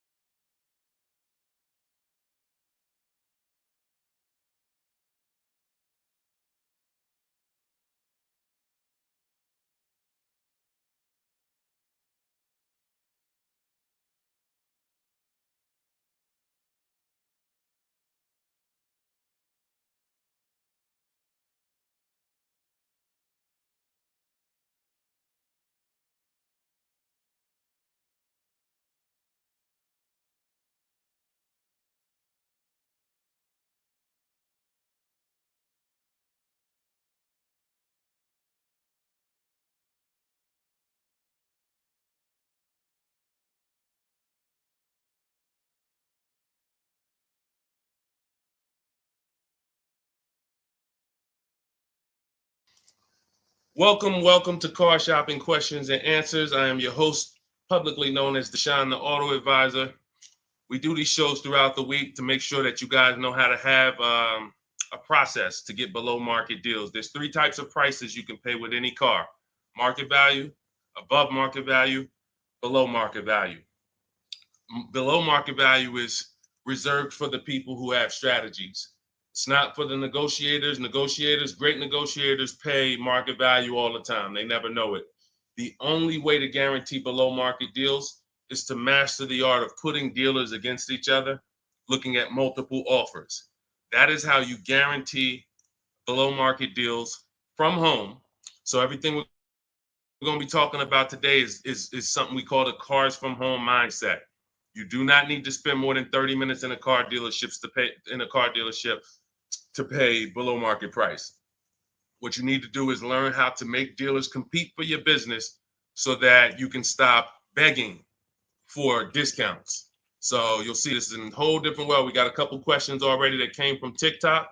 So we'll get to those. You guys can start typing your questions. We have Dolan in the background. He's moderating and he's going to bring in as many questions as we could get through in the next hour. So we're going to try to go as fast as we can. Let's get the show on the road. Everything you're about to learn is going to be out of my new digital book. It's called Cars from Home, 7 Steps to Saving Time, Money, and Avoiding Dealerships. And as part of our welcome offer, you can get a copy for 75% off.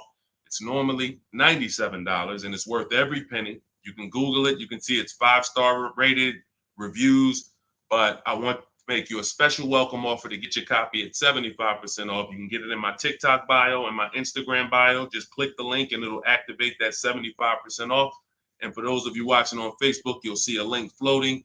And for those of you on YouTube, we have a link pinned in the comments for you. So, but that's only for 30 minutes. Once that countdown hits 0, the price does go back up to $97. So even if you miss it, you want to get your copy. It'll be everything we're talking about.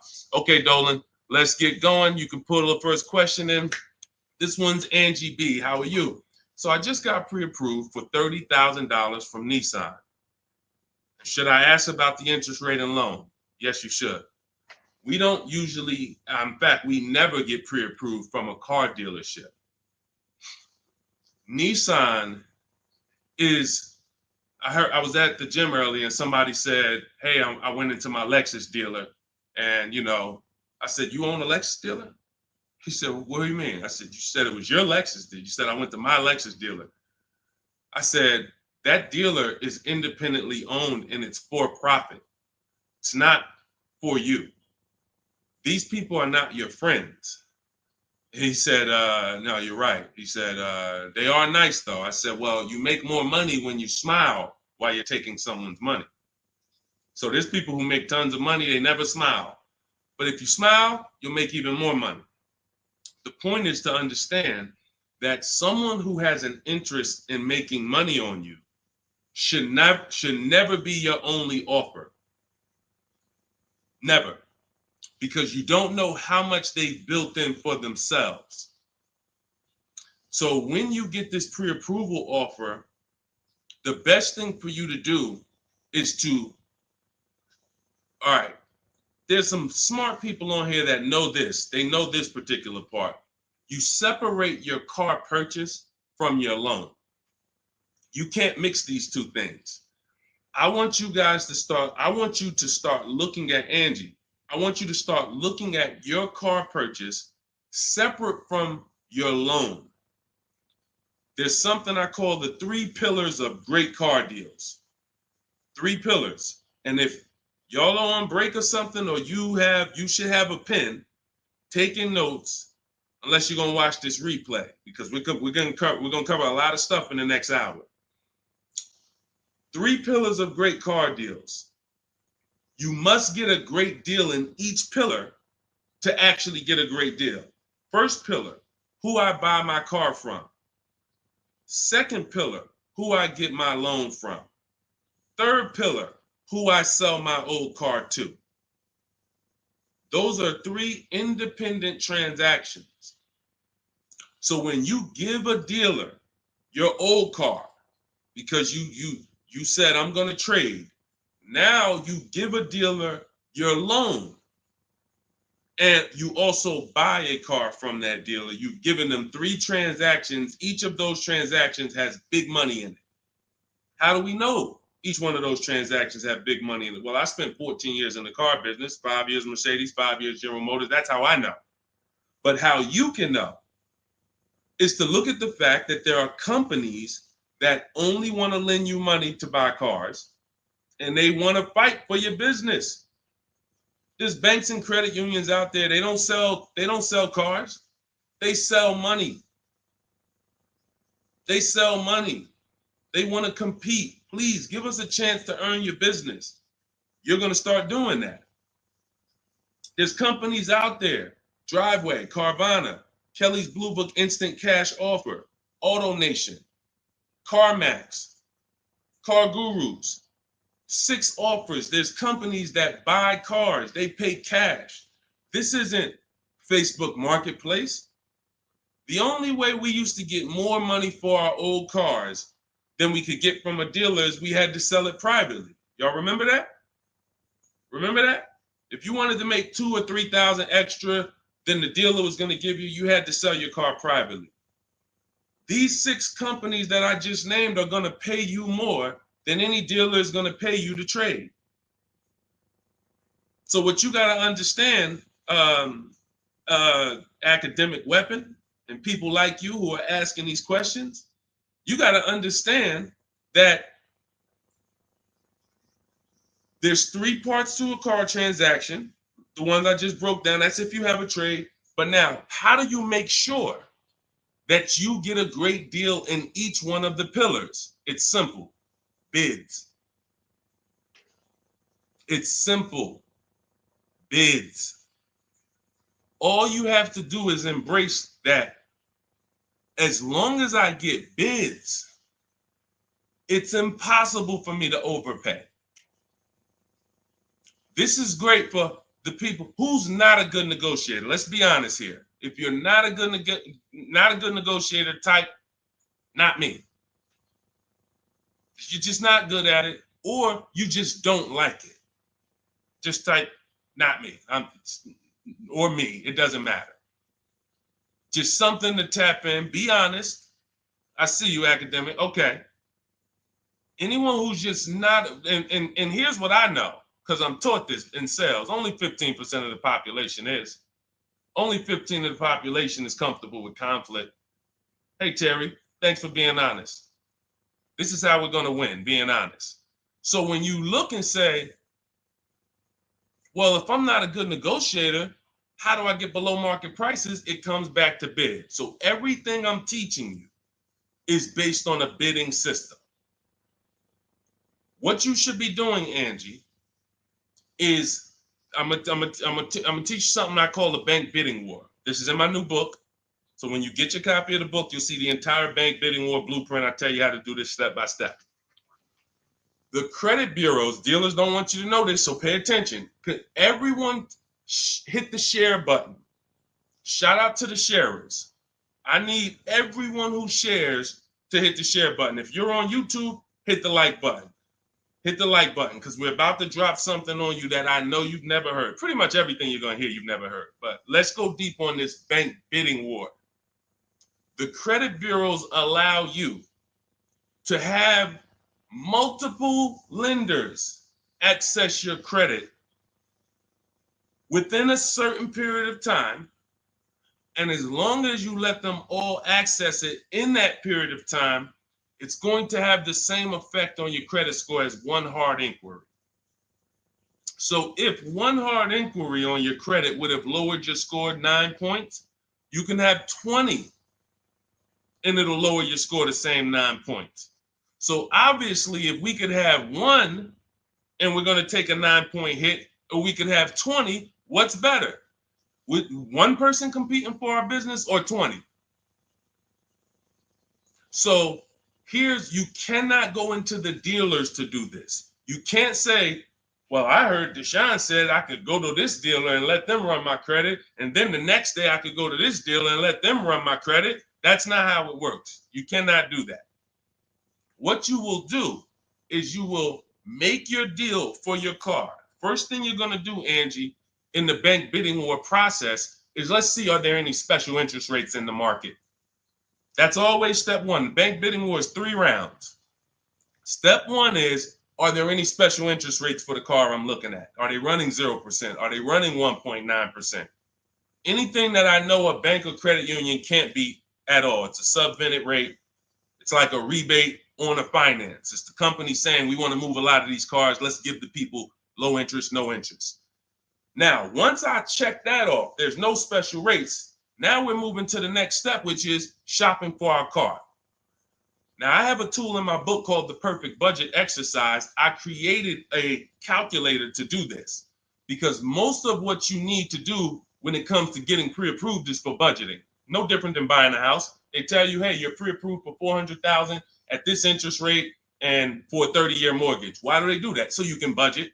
So the only purpose of a pre-approval is to budget. So the problem with these pre-approvals now is they're doing something where they're trying to get over on you. And they just see anytime the public starts to move in a certain way, here comes the scammers, here comes the wolves. Once the public started talking about pre-approvals, every bit of the conversation went there, but they don't want you to get pre-approved and shop competition. They want you to get pre-approved and locked into them. That is what you want to avoid. Anytime you see anyone trying to lock you into them, one dealer, lock me in. Hey, one dealer sent me this letter. Come get this car from us only. Lock me into them. Hey, you're pre-approved from this bank. Lock me into them. That's how you overpay. Because they don't want you shopping competition to find out that that offer from them is not the best offer. I don't care how good it sounds. It's not the best offer until we've seen 2 or 3 and 4 or 5 other offers. Then we realize, oh, that wasn't a good offer. So when they're doing these restricted pre-approvals, where first of all, they want to ding your credit with a hard pull. We don't like that. Second of all, they want to give you, they don't give you a rate, an interest, they give you a term, but there's an expiration date on it. Who's seen that? Who's seen that? Your pre-approval is only good for 30 days. Now, you done already hit my credit with a hard pull. Now I'm out here shopping, and I'm shopping with my back against the wall, and I have pressure not from the dealer that I'm buying from. I got pressure from the bank that wants to loan me money. Hurry up and find a car. If you don't find a car in 30 days, you got to come back and we got to hit your credit again. So what are you going to do when you're out there shopping and looking and you know your pre-approval expires in 2 days? You mess around and take something that you wouldn't have taken if you didn't have that deadline. So this is not what you want to do. This is not what you want to do. Hold on one second. Hold on. And I asked the people before when we did another stream, I said, hey, do you guys want me to do these quick skim over answers so we could get 20 questions answered in an hour, or do y'all want me to go deep on these subjects? And everybody said go deep on it. We like that. So that's the consensus. We don't do fluff answers here. This is car buying. This isn't, buying a pair of shoes. We go deep on answers. So we stay away from these because those were the games. These are the games these lenders are playing now. They don't want us shopping them. They don't want us shopping their competition. They're making a ton of money on interest, charging 7, 8, 9% interest, 10% interest to people who aren't shopping their competitors. We don't do that. What we're doing is we are going to, once we see that there's no special interest rate, we move into shopping for our vehicle.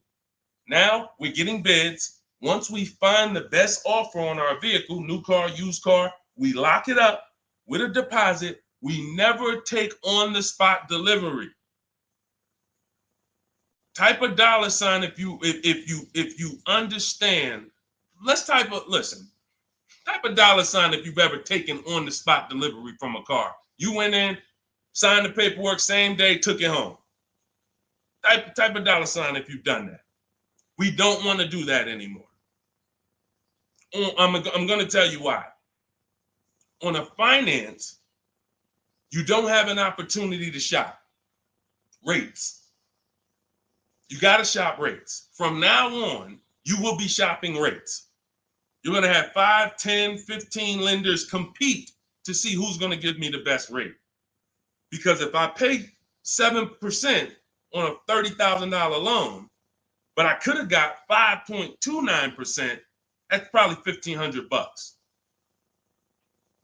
That's probably, and we never go back and refinance. We just end up with a higher rate than we could have gotten. We wonder, we hope, hey, dang, I wonder if I got the best rate. This is what's going to eliminate that. So you're going to put the deposit down. Hey, I'll call you tomorrow. I'm going to go shop my lenders. And here's what we do that no one is teaching. We always let the dealer see if they can beat the rate.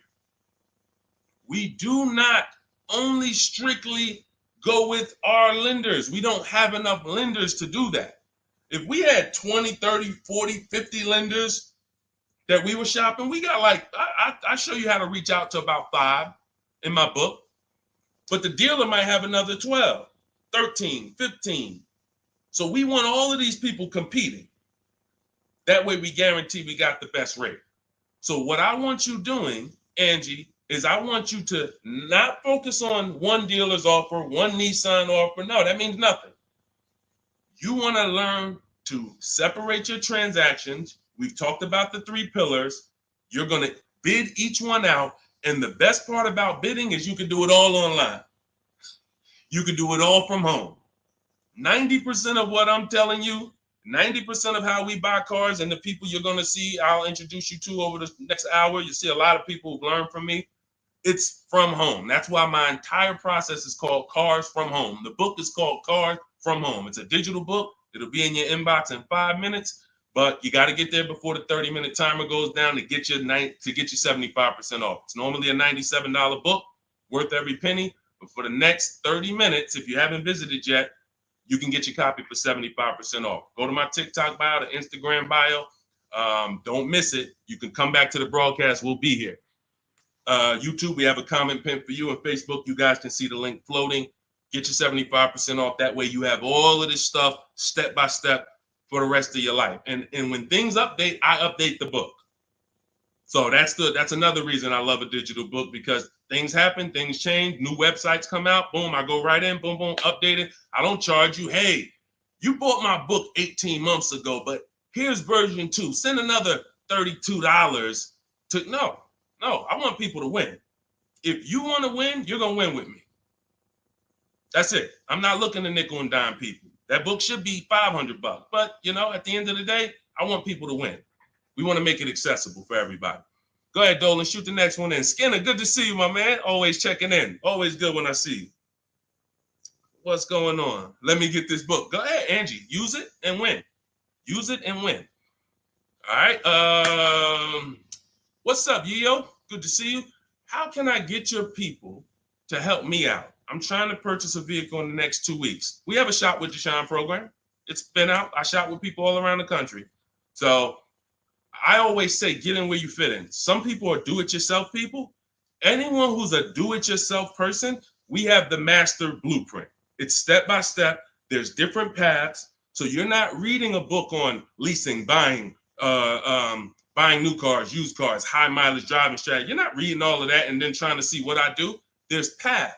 I basically have it like the warp zone. If y'all ever played Mario, if you're on a lease path, I have links in the book to keep you on the lease path. You're not reading used car stuff if you're leasing. It's going to confuse you. So, but that's do it yourself. That's the blueprint. Some people are like, okay, I want to do it with you, Deshone. Can we work together? How can? Yeah, we have that too. And we have to. So I put the information out. There's no excuse. There's no excuse for you 2 years from now being on my live and saying, hey, I'm still trying to figure out the car buying process. There's no excuse. You got a 14-year veteran here who nobody in the industry can control me because I don't work for a dealership. So I tell you everything that I do to buy cars below market value, lease cars below market value. All the people that you see, you guys know, if you've been on any of my streams, you know we share 10, 15 people an episode sometimes who are reporting their deals. So at the end of the day, you get in where you fit in. Get in where you fit in, but find a place to get in. I don't care if you watch all my free videos on social media. Now, once you get my book or you work with me, you can stop watching those videos. There's no point in you watching my videos warning people when you're inside with me and you got my blueprints. So it's just about getting where you fit in. That's all. Go ahead, Dolan. All that information was shot with Deshone. That's all in my bio. That's all in, any of my bios too. So what are the 6 companies to sell your car to? Great question. Make notes. CarMax, Driveway, Carvana, Kelly's Blue Book Instant Cash Offer. Do not use the Kelly Blue Book algorithm site where you just put your year, make, model in, boom. Your vehicle's worth $18,000. Do not use that. That is worthless. The only thing that matters is cash offers. That's all that matters. These are people who literally, they either send an inspector to see the car, or you go to a local spot, have the car inspected, they go and they cut you a check. Like it's like that. They don't negotiate. Sometimes Kelly Blue Book will patch you into a dealer and they'll say, hey, I might be able to pay more if I see it. We don't usually fall for that. We want strictly, hey, there's no used car manager in this world in this country who can't put a number on a car sight unseen. Like literally seeing it, that car is worth about this. That's what they do all day long. Look at cars in auction, make offers, make offers, make offers. So all of this stuff can be done online. And these are the people who pay more than, see, you're not going to, once you use this process, you're getting bids. Remember that. So if you're like, hey, I'm looking for a 2019 Honda Accord, I'm going to show you how to see the entire market. Because the problem is, there's another guy at the gym, because people know me locally, a couple people know what I do, and they'll come up to me, hey, I'm looking at this car. I'm like, look, I don't do this. I don't do this. I don't care how close you are to me. Like, I don't do this anymore. But, you get the same information. We've laid out the path. But he showed me, I just saw this car, though. I was looking at it. I said, there's probably 50 of those cars within 100 miles. There's definitely 50 within 300 miles. So the whole idea, remember, you have to know the goal of the person trying to sell you something. It's to lock you in to them. They want you to think this is the only one. This is the only offer. No, there's cars are cookie cutter. If y'all ever see these new cars come off the truck, you'll understand. Oh, they sent 4 of those black ones. There's 4. These cars are cookie cutter. And all of these dealerships are competing. So when we start bidding and getting bids and we find the lowest price car in the market, we get the lowest offer on a lease, on a finance. I have all of this in my book. We do this by email. With a used car, we go on the marketplaces. We go on, it's like shopping on Amazon or BestBuy.com or Walmart. We're going to all the marketplaces for used cars, and we're just screening it down. We'll talk more about that. If somebody wants to know how we screen down used cars, feel free to ask that question. But the point I'm trying to make is, once you have found the lowest car in the market, that dealer knows they're selling that car at the lowest price in the market. So they cannot turn around and beat all of these other offers that Carvana and CarMax and all of these companies made to buy your car. They'll be out of business. You can't be the highest price. You can't pay the highest price to buy people's cars and then pay the lowest and then sell your car for the lowest price. You're just not going to make any money. So what we do is we find the person who wants to buy our car for the highest price. That's step 2 in my books, the equity assessment process. Those 6 companies that I named. We do this with leases too. We sell leases too. I've been talking about this for 3 years, and I know there's still people who are like, Deshone, I didn't know you could sell a lease. If you didn't know, type a question mark. If you didn't know you could actually sell a lease and pocket cash if you have equity, type a question mark. So once we do the equity assessment, we've seen this is the company that's going to pay me the most for my old car. Now we're shopping for our new car. This is the company that's going to sell me the new car for the lowest price. 2 pillars. 2 pillars. You see what I'm saying? That's 2 pillars of our car deal. Guaranteed we paid, got the most for our car. Perfect, check. Got the least car, got the lowest car in the market based on bids, based on multiple offers. This is how it's done. And this stuff takes an app. Like, when you guys get good at this, you'll be able to do this in 90 minutes to 2 hours. 90 minutes to 2 hours. I can get any car I want below market value. I'm going to pay less than everyone else. It won't take me more than 90 minutes. You'll get there. In the beginning, 2.5 hours it's going to take you to go through. You're going to be fumbling. You're going to be overthinking. And once you just get to trust in the process, you'll see, okay, this is a 90-minute process. Now, I don't want you rushing your shopping. It's a big point before we go to the next question. Too many of you are rushing your shopping. That's why you're ending up with cars you don't like in 3 months. We don't rush that. We don't let anyone rush us into making a decision on the car we want. Step 4 in my book, in my process, I call it shopping, not buying. You're going to enjoy shopping the way we shop because no one pressures us. We don't let them. We enjoy our shopping process. We're only there to test drive. We take our time to decide what we want. Now, once we decide what we want, it ain't taking us no more than 90 minutes to get it. But the deciding of some of you might spend 3 months deciding what you want, and that's okay. Visiting dealerships, driving multiple cars, perfectly fine. But we don't, the problem is when you turn shopping into buying. That's the problem. You tell your kids, hey, kids, we're going to go out, we're going to look at cars this weekend. Yes, oh, God, Daddy, we're getting a new car, Mom. Yes, great. All right, we're going to go look. First, we're going to go to Toyota. Then we're going to go to Honda. Then we're going to see the Chevy. If we had time, we'll test drive a Nissan, and it's going to be a good day. All right, perfect. You come out there, you drive the first car. Next thing you know, Daddy's sitting down, Mommy's sitting down talking to the salesman. That's where this is where you ruined your shopping. You ruined your shopping. What is Daddy doing sitting down? Why are you sitting? Daddy, I thought we was going to Honda next. What happened? 4 cars we were going to drive. Yeah, but they said we got a good deal. It don't take them long. If you let them catch you, it don't take us long to catch you with something. Hey, we have some great deals today. The manager said this morning, we're not going to turn down any good deal. We're so far behind our goals. Anybody who makes us a reasonable offer today, the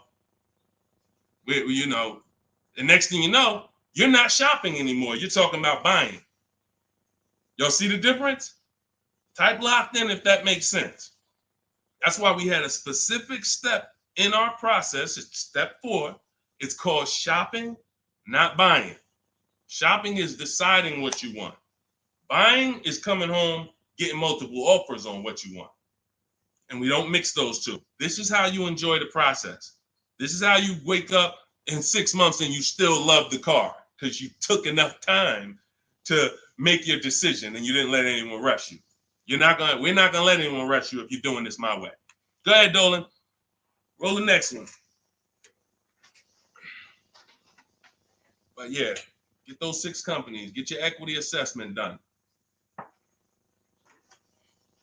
What's up, Terrell? Good to see you. Deshone, I sent out the initial contact template to the dealerships, and a lot of them are trying to get me to come in. That's why we had scripts.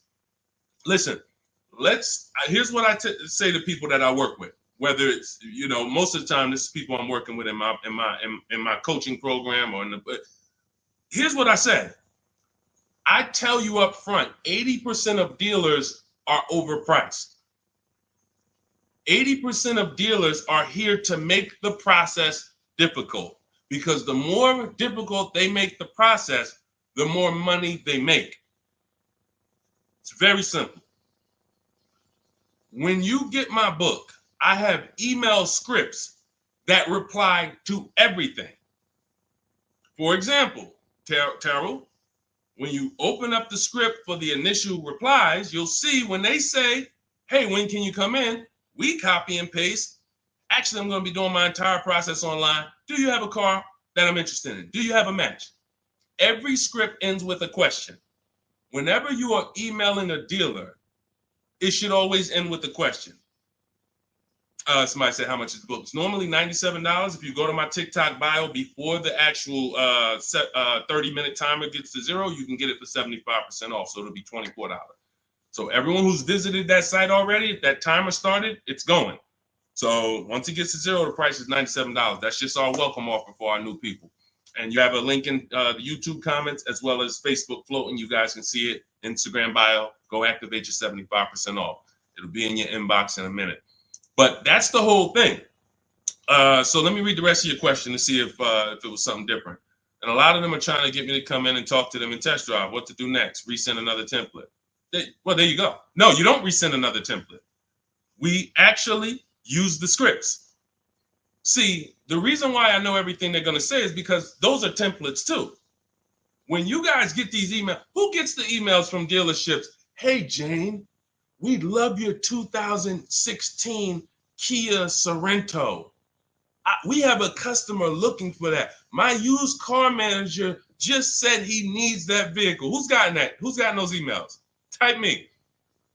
Type me if you gotten it. Hey, I can get you out of good news. We looked at your 2021 Honda, and turns out we can get you in a new one for around the same price. When can you come in? Or when can we have a conversation? Right? Thank you, Dion Skinner. Okay, look, how do we know? How do I know you all are getting those? Because we sent them from the dealership. We sent them from the dealership. Listen, if you're not tagging your best friend into this broadcast, you're being a little selfish, because your best friend's out there right now and they need a car and they about to go and overpay. So tag your best friend into this. Hit the share button and share with your best friend. This is what happens. Those are all templates. There's a software we would use, Mastermind, Momentum. What it does is it just searches the whole database and it sends out templates to these people. If we send out 1,000 emails, 100 are going to reply. It's going to lead to this many appointments. Those are all templates. That's not custom stuff. Those letters aren't, oh, they took the time to send me a letter. So it was easy for me to prepare the counter scripts because I know everything they're going to say. When can you come in? Can we have a phone call? You know, it'd be a lot easier. All the stuff is there. That's why there's 3 different sets of scripts in my book. And there's no other book that does this. Quite honestly, there's never been a book that I've seen that actually has links to videos, actually has links to documents with scripts that you copy and paste. That's why I said, when I tell you the book should be $500, it should be. And then it would be, I'm only going to sell it to the people who really, really value their money. And they would. And they'd be like, Deshone, this was an expensive book, but I tell you what, this book saved me more money than probably any book I ever bought. But again, that's not God's plan. God said, listen, make it affordable, son. The people who are going to get it, they don't have no excuse. They have no excuse now. If the book was $500, you could, man, I really would get the book, but I don't want to lose $500. Book's $24 if you get there before the timer. So the point is, Terrell, use the scripts, follow the process, realize it's a new process for you, but everything's accounted for. Everything in the process is accounted for. Just use your scripts. Everything they say, copy and paste, and keep the conversation moving on your terms. And don't try to turn an 80% dealer to a 20% dealer. They're not going to be that. They're doing what they're supposed to do. Let them eliminate themselves. Usually, if a dealer's going to make it hard, there's a reason. God, we use a strategy for leases and new cars called the 25 to 5. We connect with 25 dealers online in 20 minutes. Then we send this initial contact template that Terrell sent. That's going to give us 25 dealers' inventories we're shopping from. So we never have to worry about, hey, you know, I don't really have that car, but maybe I could get it. You're shopping with one dealer, you're shopping from one inventory. Whatever they got, that's all we got. No, we're shopping from 25 dealers' inventory. So now out of the 25, we're looking to get 5 to 7 quotes, 5 to 7 offers. You're going to see they're going to be $150 a month to $200 a month apart, minimum. That's just how it is. And that's when you prove to yourself, holy crap, I see how different these dealers are. It's not close. It's not like, hey, I got 5 offers. This one was $605. This one was $590. This one was $580. This one was $570. Heck no. This one was $620. This one was $550. This one was $475. This one was $450. That's how far apart they are. The 80% make big money, big, huge commissions. Like, it ain't like, so the 20% are the people who we want to find and do business with. These are the people that compete. They want to beat their competition. We find them and we buy from them. Great question. Thank you, Terrell. Good to see you. Next question, Dolan. Oh, man, good question.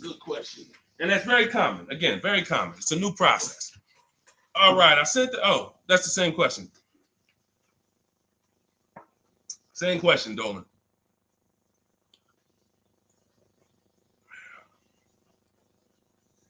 What's up, Jaden? Buying my first used car this year. All right, putting $10,000 down with fair credit and a trade in worth $1,000.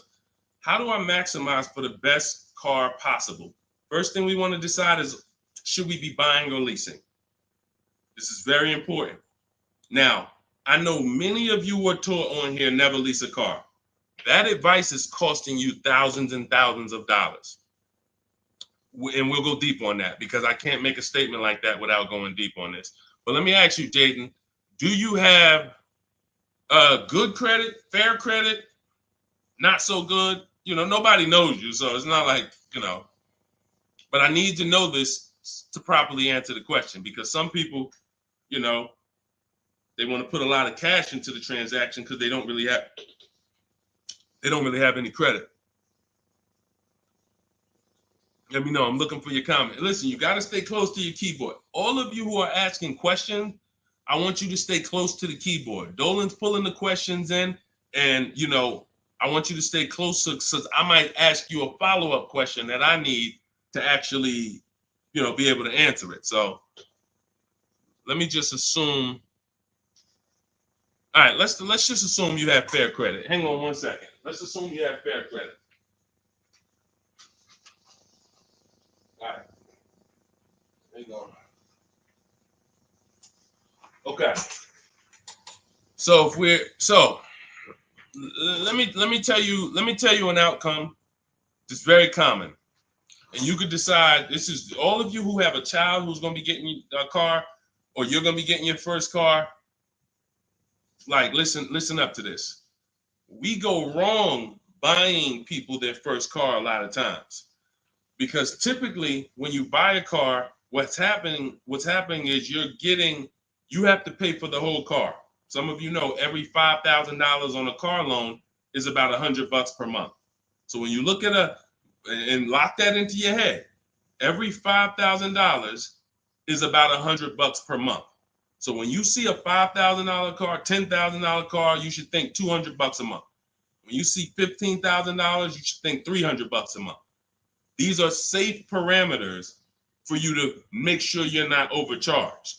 You have to be able to understand a $50,000 car isn't going to be $500 a month to buy. It's going to start out around $1,000. So we need to know these things, because you can manipulate loans to make payments lower, and that's how you end up in a 9-year loan, because you went in saying, hey, could you get that car to 700? That car's nowhere near 700 with a good loan. 5 years, 6 years is the longest we go. I have a rule in my book called the Rule of 72 and the 10th birthday. 72 months is the max loan we take, and the car should be paid off by its 10th birthday to avoid problems. So by the time a car turns 11, car should be paid off, so that way you could actually put money to the side for maintenance. These are all boundaries that we haven't had, that if you follow them, you're going to have a lot better experiences. So if you don't have the credit to lease, then I would say, okay, get yourself an inexpensive car, try to get a small loan. You know what? The first question is, how many years are you going to keep the next car? That's the first question. That is the first question. When you open up my book, the first question, if you and I were talking on the phone, Jaden, the first question I would ask you before credit, before anything, Jaden, how many years are you going to keep the car? Now, if you say to me, Deshone, I'm definitely keeping the car 9-10 years. I don't need a car every couple years at all. I'll keep a car a decade. Perfect. Forget about leasing. In my book, first step is, how many years are you keeping the next car? I want y'all to answer that. Everyone who's shopping, everyone who will be shopping, you're shopping now, or you're going to be shopping soon in the next 6 months, a year. I want you to answer the question. How many years are you keeping the next car? Guaranteed. Guaranteed. Because everything else comes after that. When you're going to keep it 8-9 years, I'm going to show you the steps you need to make sure you get a car that will last 8-9 years. Plenty of people say, oh, I wanted to keep the car a long time, but you didn't take the steps to make sure you got a car that would last that long. So everything comes from this question first. How many years are you keeping the next car? So now, Jaden, let's say you say to me 8-9 years. Perfect. So now what we're going to do, we're going to the purchase path. Not thinking about leasing. New car, used car, based on budget. Based on budget. Now you said you have a trade-in worth $1,000. I'm guessing it's an older car, so you can still put it through the equity assessment. But if you're saying it's worth $1,000, who told you that? See what I'm saying? See, the highest offer for your car is what it's worth. I want y'all to get into the habit of getting offers so that you know exactly what your car is worth, not letting one person tell you what your car is worth. So now let's just say, for example, your car is worth $1,000. Now we're looking at, well, do we get a new car or pre-owned car? And if we get a pre-owned car, here's how we determine new car versus pre-owned car. Budget is one. Now let's say you could afford both. I could afford a new, I could afford a new pre-owned. Which one? Well, it's based on values. Some people, you only get a new car every 10 years. You're like, hey, I want to get me a new car. Because at the end of the day, over a 10-year period, the amount you pay for the new car, you'll get some of it back on the back end. And some people are like, I want to get a new car every decade. I want to treat myself. I could afford both. Some people are like, hey, I can afford both, but I'd rather knock 30% off. I don't need the latest one. I'd rather knock 30, 40% off what the price would be. It's just different values. There's no right or wrong there. In my book, I teach you both of those things. When you get to that step, that's how I help you make a decision. So sounds like, I would need more information. That's why I'm asking you, because I don't teach a one size fits all thing. I teach based on where you're at, here are your options. Pick one. Now, when it comes to buying versus leasing, oh yeah, one size fits all. Anybody on here who is not keeping their cars 8 years and you're buying them, you're losing thousands of dollars. You're just losing thousands of dollars. You can't compare. Like, look at somebody like Safrina. I use Safrina's deal. Oh, that's Teddy. Look at Teddy. That's a luxury car. Let's take a luxury car. Teddy got a $73,000 BMW. $73,000 BMW. He's paying $856 a month. He's not keeping it 8 years. He knows the 8-year rule. He said, okay, if I'm not keeping my cars 8 years, I'm going to shop for a below market lease. He uses our bidding system. He gets multiple offers. He said the highest offer during the process was $1,123 a month. That was his highest offer. He's paying $856. When I tell y'all, if you don't have a system to reveal the 80% dealers who are overcharging people, you're buying from one of them. You're buying from one of them. They do business. It's not like these guys are going out of business. You're buying from one of them. And you see, but Deshone, they told me this was the best deal that they could, this was their best offer. It was their best offer. It wasn't their competition 20 miles away's best offer. It wasn't that small dealer that's 45 minutes away that doesn't get the traffic that this city dealer gets, that once they see your information and they say, wait, hold on, we don't get the opportunities they get where they could just charge people and then they keep coming back. We only see, 3 people a day sometime. Boom, okay.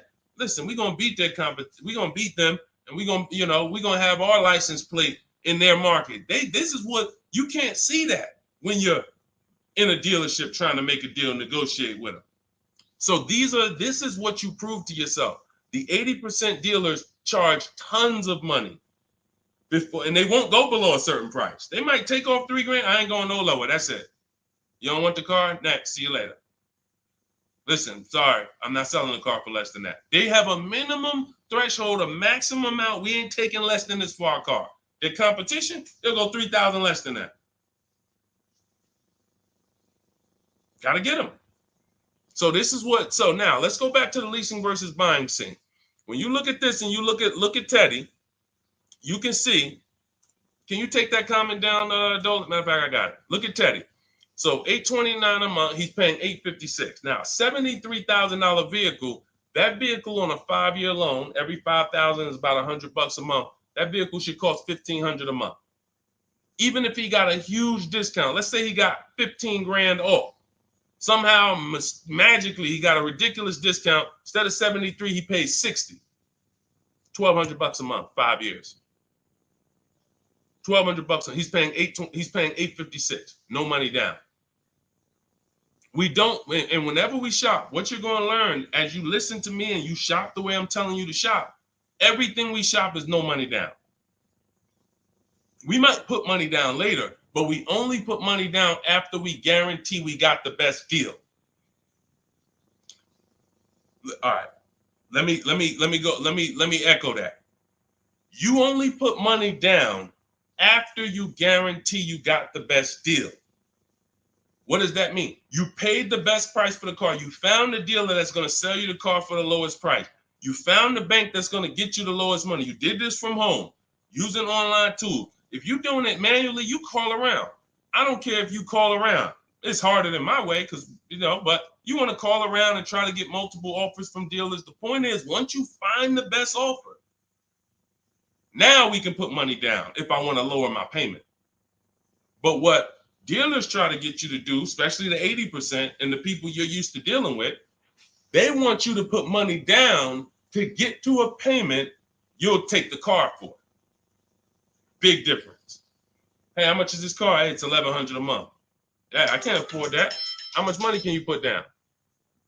How much money can you put down? Man, I could probably put down like 15, but can you get me to like 700? Now you're trying to buy your deal. You're not focused on the interest rate. You're not focused on the price of the car. Is he even selling me this car lower than what I could get on the market? You're trying to buy your deal, which is why the 80% dealers, here's what the 80% dealers make tons of money doing, making you think you want. And all I want you to understand is this is simple, easy. That's hard. Once you step in, start doing this like Teddy, once you start doing this like Danielle, look, like Ansley, look, like Jen, all of these people get below market deals from home. Once you start doing it like this, you'll realize this is the easy way. At home, at work, man, I just bought a car. How you buy a car? I ain't even see you spending all this time in dealerships. Look at all these offers in my email. Look, this offer, this offer, this offer, this offer. Yep, just the one. I just locked it up, saving me $7,000. You'll never go back. You'll never go back to the old way. You have to learn cars from home. All the money is over. All the overspending happens inside dealerships, which is why we never do it. Go ahead, Dolan.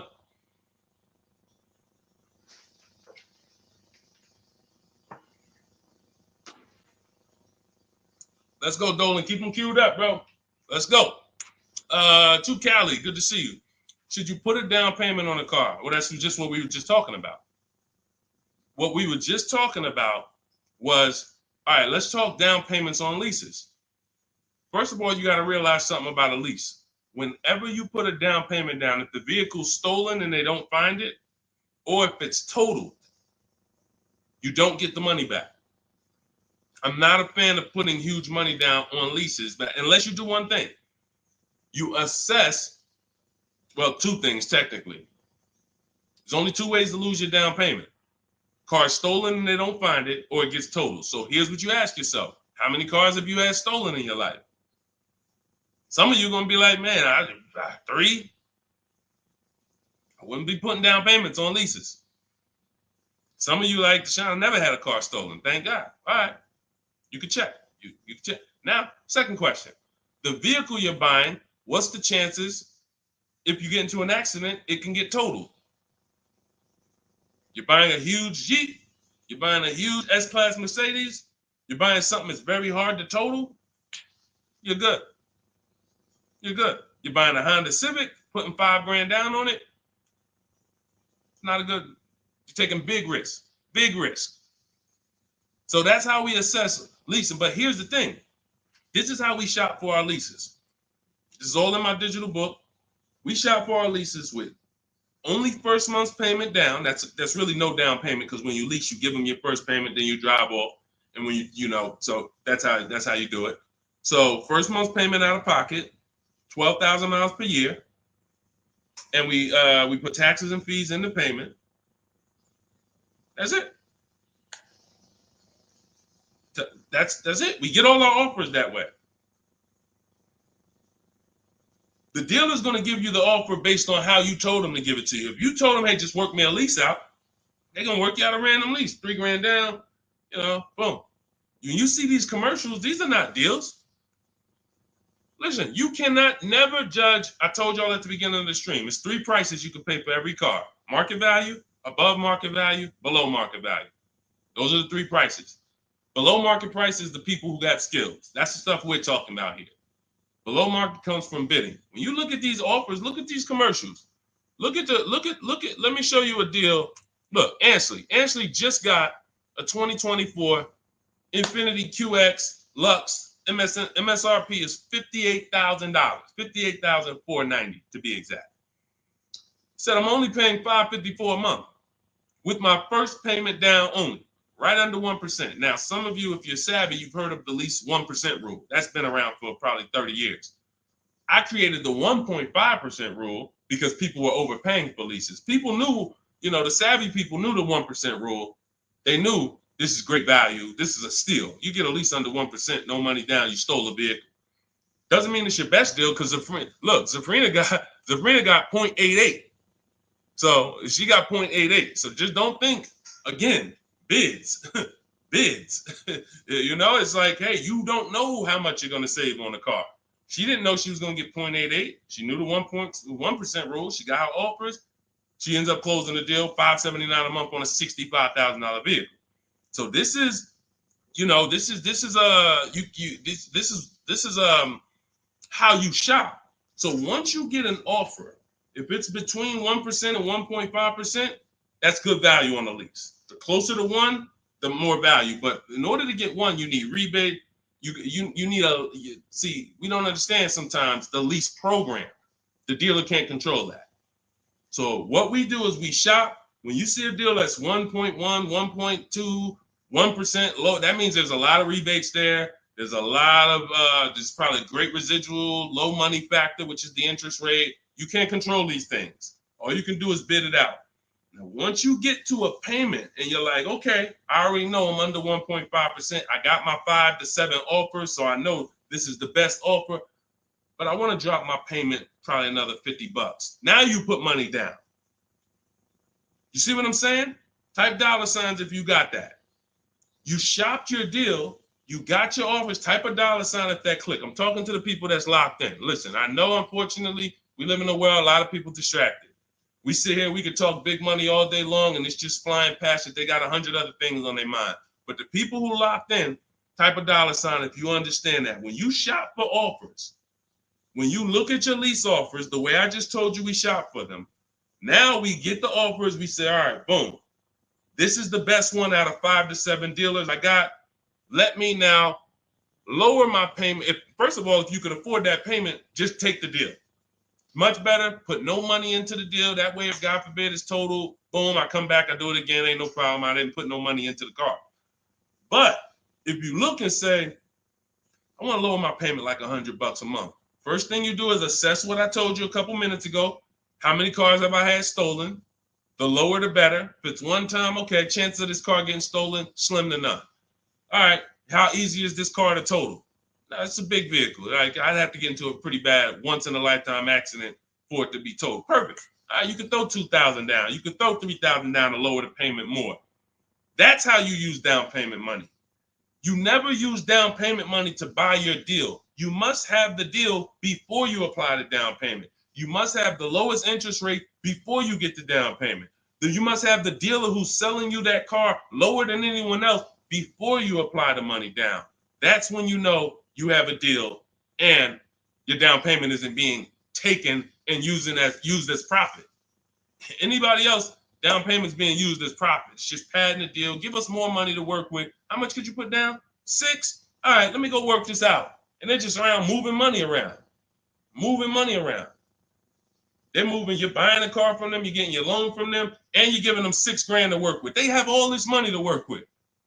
That's a dream customer. And if this is you, I don't want you to feel bad. I only want you to feel, because no one told you this until now. I only want you to feel bad if you keep repeating it, because you got no one else to blame. Right now, you have the opportunity to change everything and focus on what I'm teaching you. So no one can do this to you. But the dream customer comes in, got a car to trade, wants to buy a car, needs a loan, How much could you put down? I'd probably put down like 3,000. That's 4 things you just gave him to work with. I got money in your loan I can move around.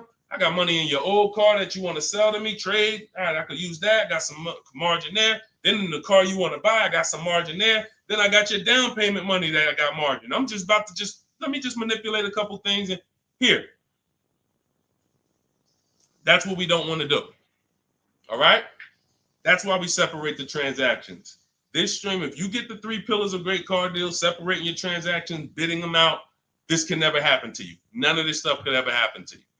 Okay? Everything we're going over is in my new digital book. It's called Cars from Home, 7 Steps to Saving Time, Money, and Avoiding Dealerships. This teaches everything step by step, how to get below market leases, below market purchases, new cars, used cars, high mileage driving strategies. Some of you who are driving over 18,000 miles a year, you can't do some of this stuff is not, you need custom advice.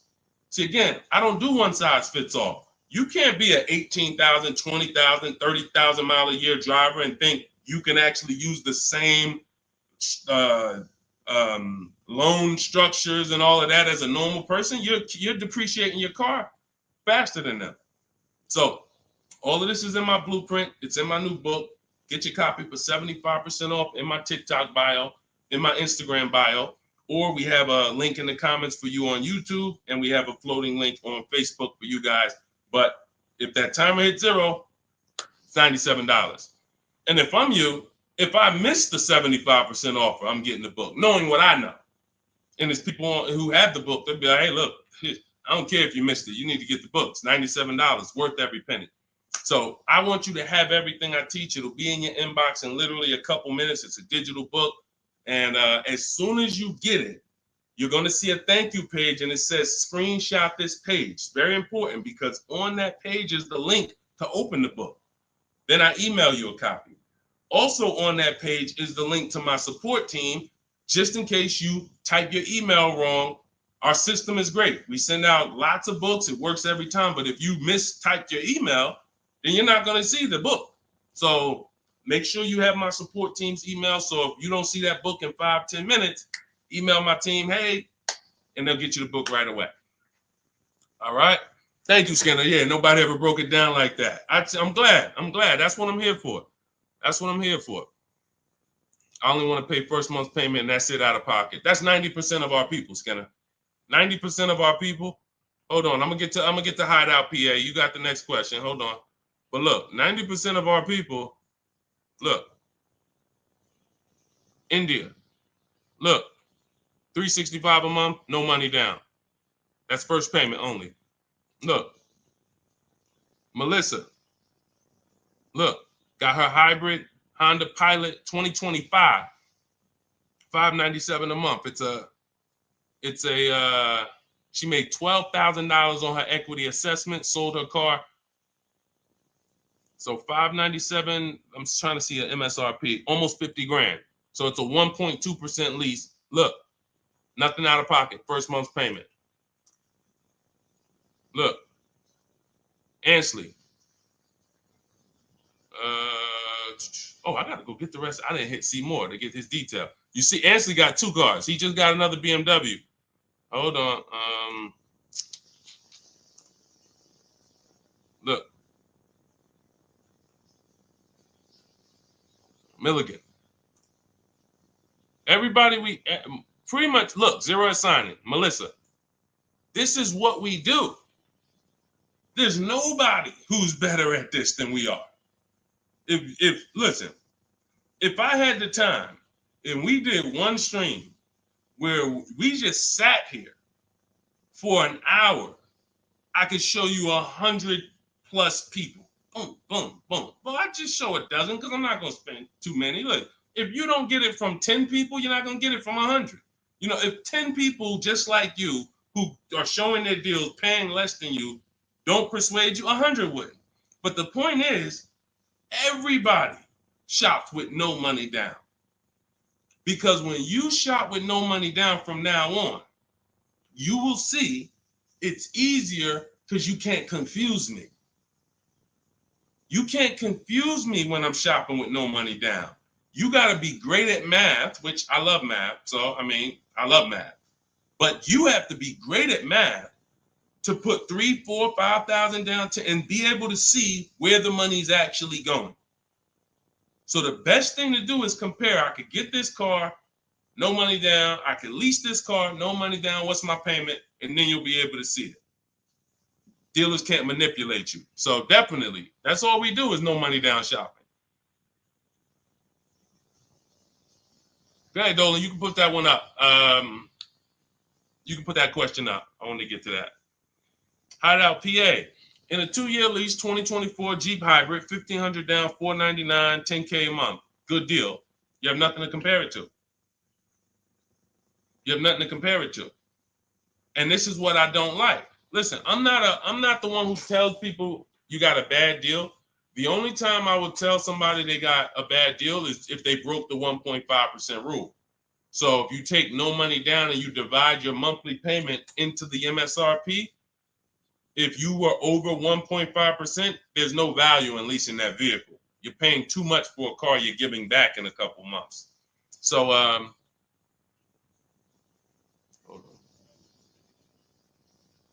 Sorry. Yeah. So, sorry. So, but when I look at your deal, the reason why I hate this is because you've already gotten the car and you're driving around and you don't even know you got a good deal. You're wondering if you got a good deal. That's very disempowering. It's a very disempowering position to be in. But had you gotten 4 other offers, you wouldn't have to ask me that.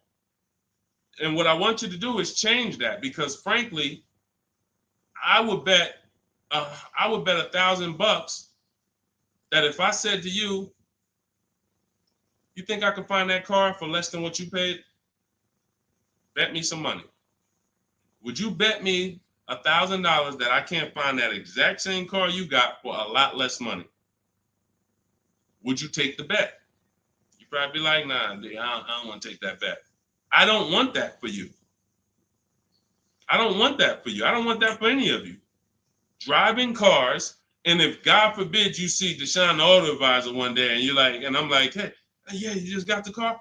Okay, great. If you don't feel like, hey, listen, I got 5 offers from these dealerships, and the one I picked, they were so much less than everyone else. See, I know you use what we're talking about. I know the people I run into that use what we talk about. They come up, the first thing they're doing is saying who made them the best offer. They're saying, hey, the dealer couldn't beat the rate I got from the credit union. I know you're using what we teach. They're like, yo, I had to go 150 miles to pick it up in the next state because they made me the best offer. I know you're using what we teach. That's when I know.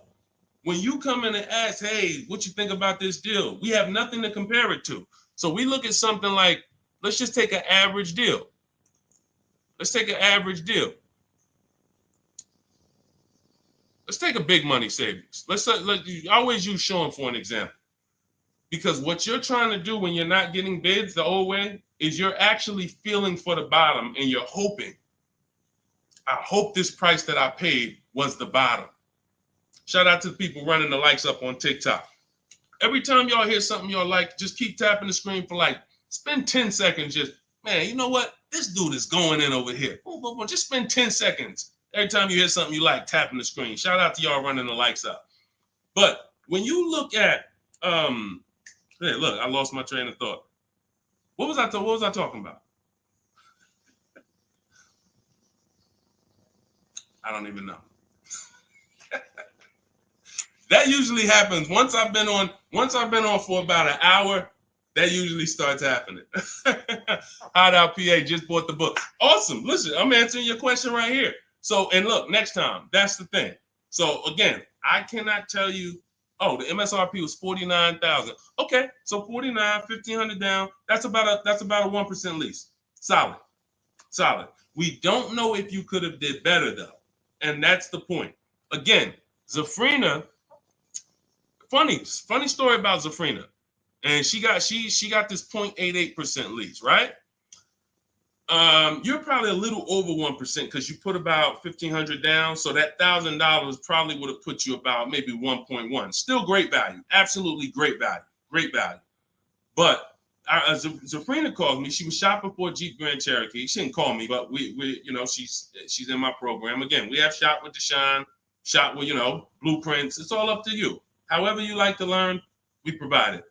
So she was shopping for a Jeep Grand Cherokee, and the best offer she had was like 1.1. And it was solid. But she was coming out of a Jeep where she was under 1%. Her lease was up. She was under 1% on her old lease.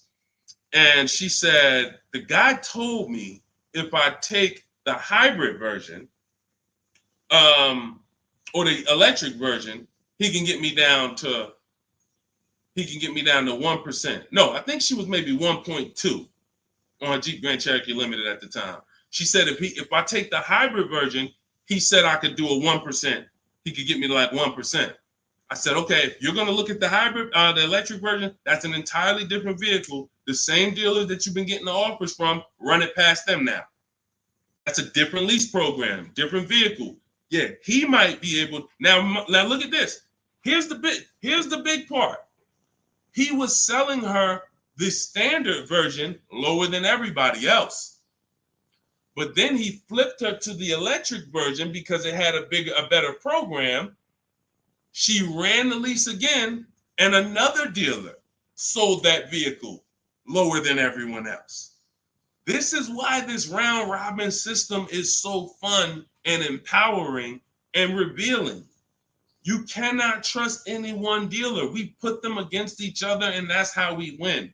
So she ends up getting a 0.88% lease, $579 on this $66,000 Jeep. So that's the only thing. Even when we get a great deal, you never walk into a dealership say, get me to 1%, get me to 1.2, get me under 1.5. We don't say this stuff. We get bids. We never know where the best deal is going to be. We just never know. That's why we get bids. So everything we are learning is in my new digital book. Those of you who spent the last hour, 10 minutes with us, you're like, Deshone, I got it. I took a lot of notes. Perfect. But those of you who like Deshone, there's no way I'm going to remember all of this stuff. I want the whole step-by-step blueprint. That is Cars from Home. My new digital book is called 7 Steps to Saving Time, Money, and Avoiding Dealerships. You're going to learn how to get below-market car deals on leases, new cars, and used cars, and without spending more than 30 minutes in a car dealership. You'll be doing this from home. Everything we do is putting dealers against each other, making banks bid. We don't beg for these discounts. None of these people you saw me share, they know we don't do any begging. We are the prize. You are the prize. You haven't acted like it. You haven't accepted it. You haven't shopped like it. You're begging. Hey, come on, can you take off another $50? Come on, $25 a month. You're going to lose a deal over this. This is begging. You're begging someone to give them a $50,000 transaction. We don't do that. We're at home, empowered. Everything we do is in there. You have it in your inbox in literally minutes, and you can get it as long as you get there before the 30-minute timer is up. You get it for 75% off. So you won't pay the normal $97 price. You get your copy in my TikTok bio, in my Instagram bio, or you can click the link in my YouTube comment or Facebook below. So shout out to the people that's locked in. Skinner, shout out to you, Hideout PA. Shout out to the people who are like locked in. I know I can only help a small percentage of people. That's the sad part. The sad part is when I came to the internet, a bunch of smart people who studied the internet, they do this. I never sold any products on the internet. They told me, Deshone, doesn't matter how inexpensive you make it, you can't help everybody. They're not mentally gonna let you help them. I said, no, that's impossible. Nah, I said, look, no way. No, I'm gonna be so transparent. I got the industry experience. We got hundreds of testimonials. They go to all my pages. They can see their peers, people just like them, grandmothers, single mothers, all that. They said, Deshone, none of that matters. You can only help a small percentage. And they've been right. And I used to be disappointed. I really did. But now I focus on the people who are locked in. Whatever God gave me, whoever God assigned to me, I'm focused on you. That's it. So I'm here to make sure Hideout PA wins. She got the book. I'm here to make sure that Skinner wins. I'm here. Anybody who locked in, hey, Deshone got the book. You talking to me. I'm the 10%. I'm the 20%, whatever percentage it is. But the rest of you, you got to evaluate yourself because you're going into a very expensive purchase that is the second most expensive purchase you're ever going to make. And you're going in to deal with sharks. Like you really live that. Like you're really ready for that. I spend more time warning you of what the inside is like because I've been in the inside. I can go back to sell cars if I wasn't running a company to educate you guys. I can make $200,000, $300,000, $400,000 a year selling cars. This is not hard for me, but I know what it's like. I know who sits next to me. I know it's people who, when you sit down next to them, your head's coming off and you're going to leave with a smile. It's an art. It's a science to making a customer leave with a smile. We got people who pay $200 more per month than they could have got, but they leave smiling. Don't let them run into their neighbor, though, that's got the same car and got a better deal. $200 less. Wait, you got the same car? What happened? They knew something you didn't know. So that's my warning. Shout out to the people that's locked in. Get your book for 75% off. Make sure you screenshot the thank you page. The book is right on the thank you page. As soon as you pay, you can download it, add it to your inbox, and just use it and win. And make sure you email me your success stories. All right. I'll see y'all in the next stream. God bless you.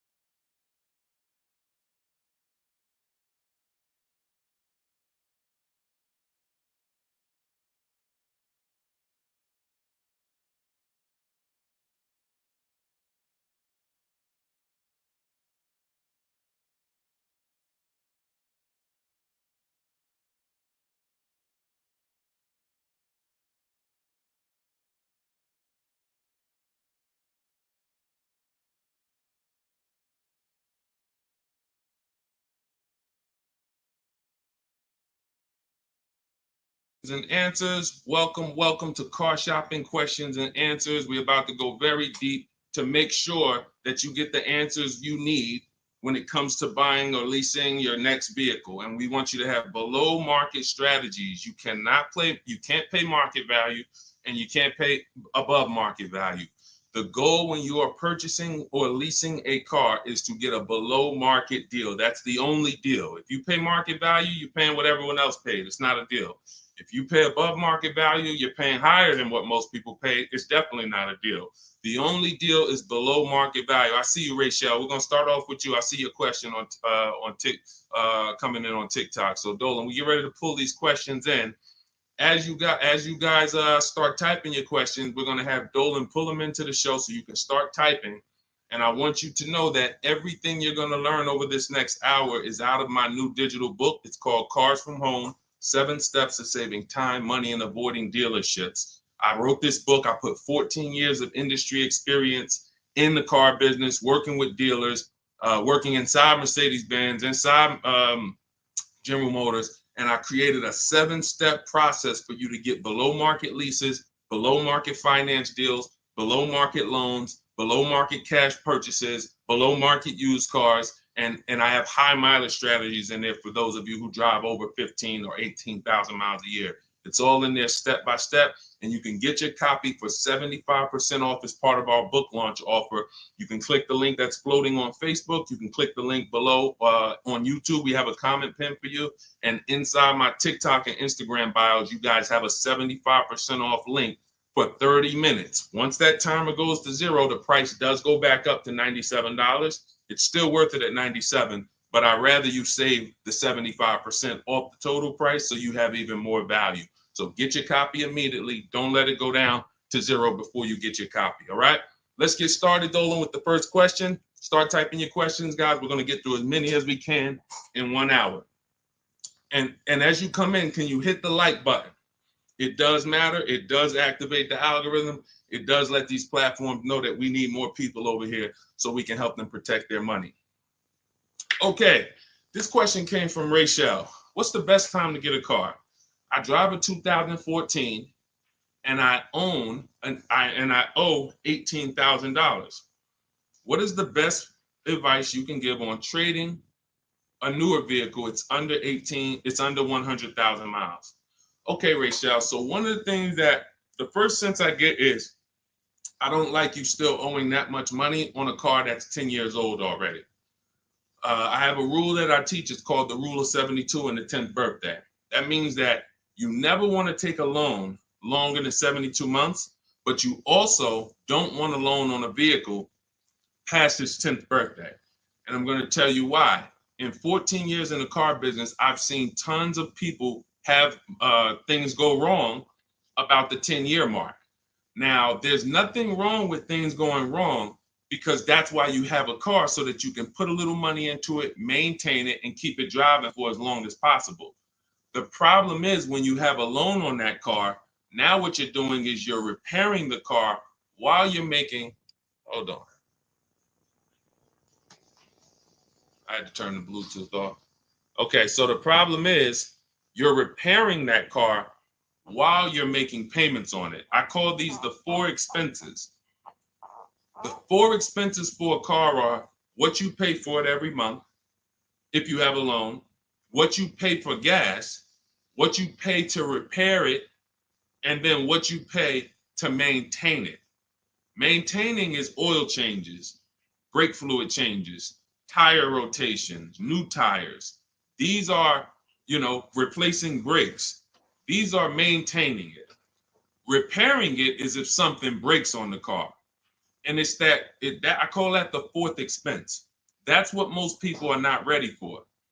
And what I see is if you have a loan past the 10th year, you're getting hit with you're getting hit with all four expenses.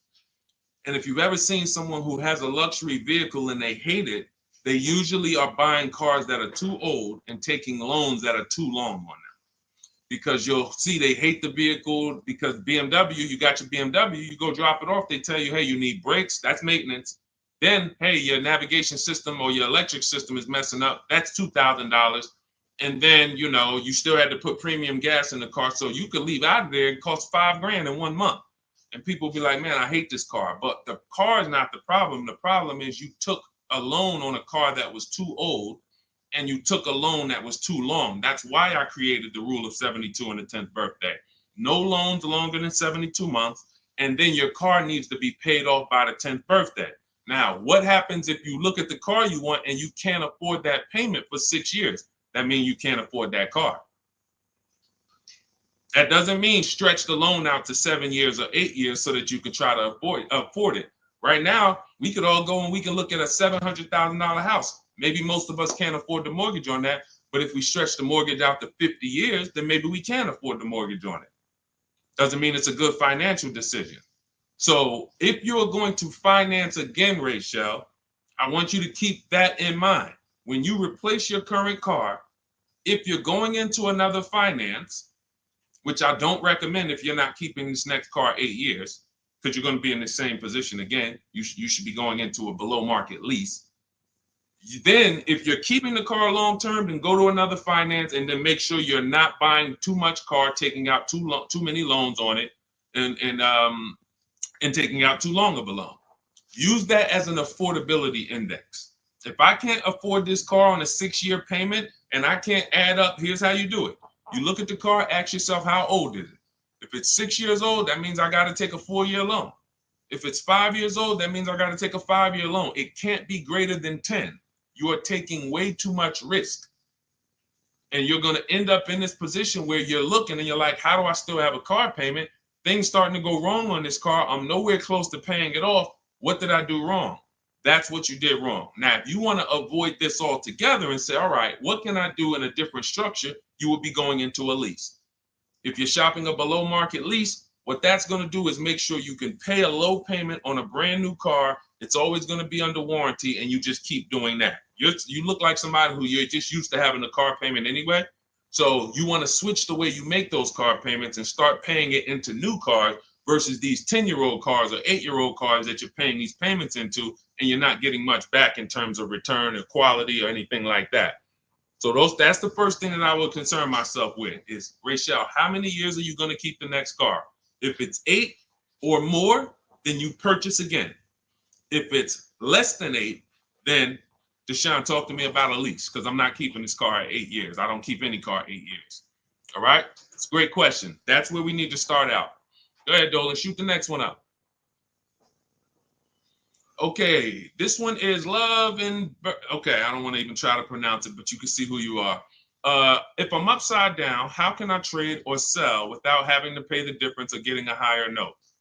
So now you're asking a question that, all right, so this person said if I'm upside down, that means they owe more on the car than it's worth.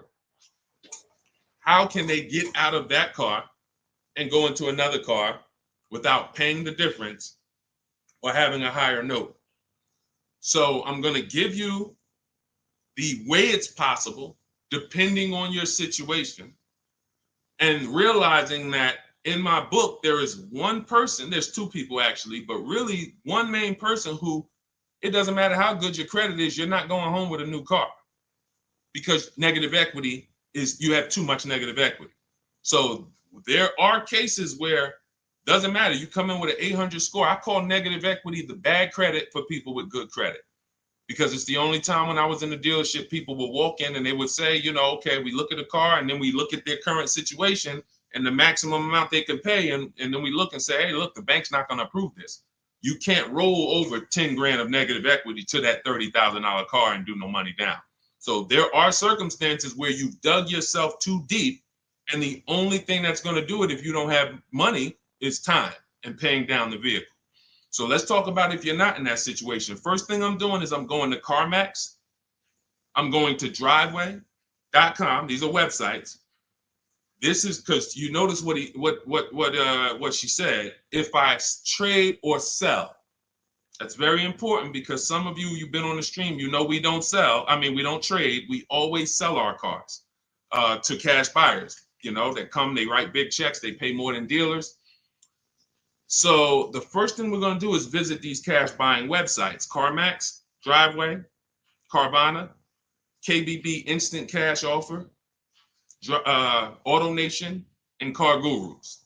That's going to give you 6 independent offers.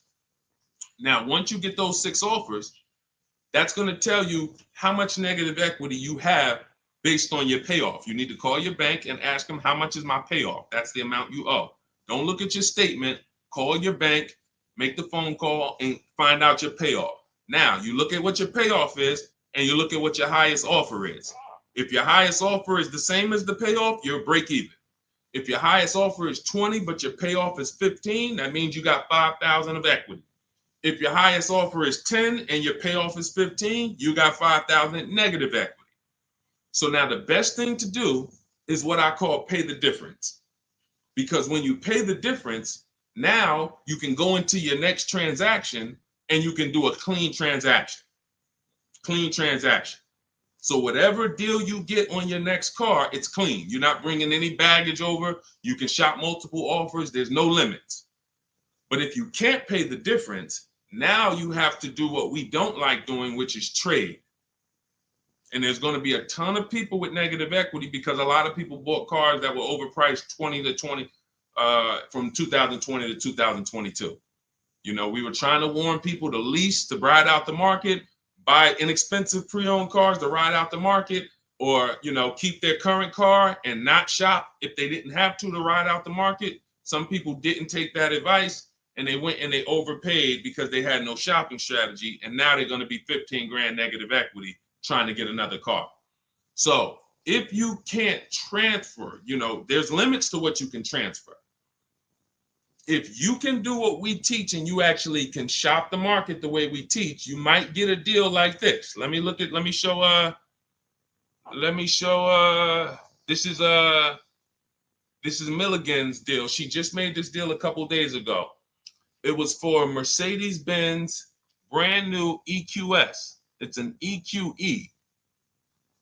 It was a $79,000 vehicle. Using our shop from home strategy, she never left the house to get this discount. She went from $79,000 to $51,000 on a brand new vehicle. And if you're on Instagram or if you're on YouTube, you guys can see this. So we can't share the entire versions on Facebook and on TikTok. But if you like, anybody who wants to see, okay, I want to see these things that Deshone is, you can go right to our YouTube page, Deshone the Auto Advisor. And you go right to Instagram and you'll see the actual documents. This is her deal. She's posted up $79,000, $51,000. Why is this so important? Because when the bank goes to lend on this vehicle she bought, they're lending based on the fact the MSRP is 79. So the banks will usually lend up to 20% more of the MSRP if you have good credit. So 79, the max they'll lend is another 20% of that. So let's say, $96,000 is the max they're going to lend on a $79,000 car. So let's just say you have 15,000 negative equity. Now, you don't know how to shop. You don't get the same discounts we're getting. You don't have that same thing. You can't slap all of that negative equity on and your taxes and your fees because you're going to blow out the loan to value ratios. The bank's not going to approve it. But when you find a car that has specific rebate, and we don't know this, she didn't know she was going to save $25,000 off this vehicle. What is that? Almost $30,000 off this vehicle. She didn't know that. She just said, I like this vehicle. Deshone, I'm going to use these shopping strategies, same strategies you'll have in my book. It'll literally be in your inbox in minutes. Same strategies we've used to help people do this all around the country. Now, all right, I saved almost 30 grand. Now I can bring my negative equity of 15 grand over to this vehicle, bury it, and I'm okay. So it's very important. The more negative equity you have, you are targeting a vehicle, or you're trying to find a vehicle where you can get such a big discount, you can transfer that over, go from a non-quality vehicle usually to a quality vehicle, because you're already in a vehicle that's not worth what you owe. That's important to understand. You're already in a vehicle that's not worth what you owe. The key is to getting that into a vehicle you're going to enjoy, and at least a vehicle that is safe and quality, and preferably you're leasing. Because the great thing about transferring negative equity to a lease is once that lease is up in 3 years or 39 months, the negative equity is gone. When you transfer that over to a finance, another 5 or 6 year finance, you're bringing the negative equity over, stretching it out for 5 or 6 years and putting interest on top of it. That's why I don't ever recommend go from a finance negative equity deal to another finance negative equity deal, because you're usually a short-term person anyway. You should be leasing cars. So this is the strategies for getting out of negative equity. Now you can literally go into a dealer. See, watch this. That's a below market strategy for negative equity. What I just talked to you about is what the people who are actually financially wise do and think about. Now you could say, well, I'm just going to go into the dealer and say, hey, I want to get out of this car. Perfect. They'll transfer you out of that. They'll go in and say, all right, we got it. Here's your payment. We put you on a 4-year lease, or here's your payment. We got you in a 6-year, 7-year finance. But you'll never know the discount you're getting because you don't care. Your whole thing is, I don't really want to unlearn what I've been taught and programmed to do. But if you want to say, I want to make the best deal possible and I want to stop making these mistakes that's getting me into these bad deals, I've never had to come and deal with 5, 6 grand, 2 grand of negative equity. It's never happened to me. But there are people, you might be one of them, who every deal you make, it's a negative equity situation. It's a negative equity situation. That's because you haven't learned how to structure your deals correctly. And those are the things that I want you to unlearn so that you can have empowered car buying, be making deals you feel great about, posting your numbers just like Milligan did, and saying, hey, check out the deal I made. Not just check out the car I got, check out the deal that I made. Okay? So that's what you need to understand. And if you can't, and that's how you can transfer out of negative equity, whether you have 10 grand negative equity, 5, 15, those are your options. And that's how we work it. All of this, guys, is in my new digital book. If you're enjoying what you're hearing so far, could you hit the like button? Hit the like button if you're just enjoying what you're hearing so far. I see y'all are running the likes up on TikTok. I appreciate it. As y'all keep tapping the screen, every time you're like, man, you know what? This is good information. Just hit the like button, start tapping the screen. It means a lot. And again, it shows these social media platforms that they need to get more people over here. Okay? So go ahead, Dolan, shoot the next question up. Keep typing your questions, y'all. We are going to try to get through as many as we can. I see you, Patrice Darden. I see you, Mr. Living Right. I see you, Letitia Cook. Good to see everybody tapping in. What's up, Mex? I see you, Kiki. We're live on 2 TikTok channels too. We're on 2 TikTok channels today. All right, now Roby asks, what's the fastest way to sell a lease? I'm over by 18,000 in miles and have 19 payments left. Okay, here's what I'm gonna give you. I'm gonna give you, this is, now, who has a lease right now that they're pacing to go over their mileage? They're pacing to go over their mileage. Who has a lease right now? You haven't gone over yet, but you're pacing because you're not over until the end of the lease. If you tell the leasing company you're going to drive 12,000 miles per year, then they want the car back with 36,000 miles on it.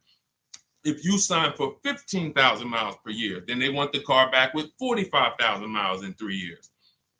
You do a 20,000 mile a year lease. Some of you might have not known you can do high mileage leases. We talk about that all the time. It's only a couple dollars more when you get below market deals. If you're not keeping cars 8 years, the high mileage leases are some of the best things you could be doing. It's literally pennies on the dot, cents on the dollar compared to purchasing, and we never have negative equity, and we drive as much as we want in these new cars. If you're pacing, once you bring the car back, you could do 10,000 miles your first year, 20,000 miles your second year, 8,000 miles your third year, as long as the total at the end doesn't exceed what you told them you were going to spend, then you would be fine. So you're not over your miles, you're pacing to go over your miles. So here's what I'm going to give you, Nairobi, because this is a very, very complex thing when you don't have calculators. When you don't have tools, it's complex unless you're really good at math. But what I'm going to do is I'm going to put this comment on YouTube and Facebook. Now now in my book, I have calculators that I've invented. This is actual software that people who use my books and who have worked with me since 2021 have gotten to use. These are things that I looked around the industry and I saw things that people needed to know that didn't exist. So we had to actually build them out ourselves. And so that's why when you get my digital book, you have access to like 5 different custom calculators that we made that no one else uses. So one of them is this lease penalty calculator.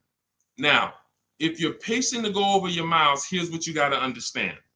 If you call a dealership, one of the biggest lies that they're going to tell you is, come on in, I'll take care of the mileage, or I'll take care of the penalties, or we'll get you out of the lease. Who's heard that before? Type me if you've heard that. Type me if you've ever spoken to a dealer, if you said, hey, I'm going over my miles, or hey, I'm thinking about, I want to get out early, and they said to you, no problem, come on in, we'll get you out of that. Don't worry about your old payments. Who's heard that? Who's heard that? Okay, type me. I told y'all, you got to stay by your keyboards when you're on these live streams. This is not, you're not watching somebody play video games where you could just be like, all right, yeah, let me just watch this person. Nah, this is active learning. This is stay by your keyboard because we dialogue with each other. All right, Latesha, I see you. Carol, yes, I see you. Harold Driver, yes, I see you. All right, so here's what happens. Those payments and that penalty that you drove over your miles, they don't get taken care of. They get rolled into your next deal.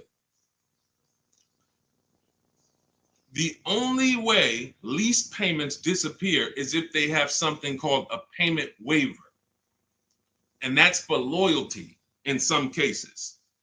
They don't say, hey, you got a Honda, you're buying a Toyota, we'll waive those old payments. They'll say, we'll take care of them.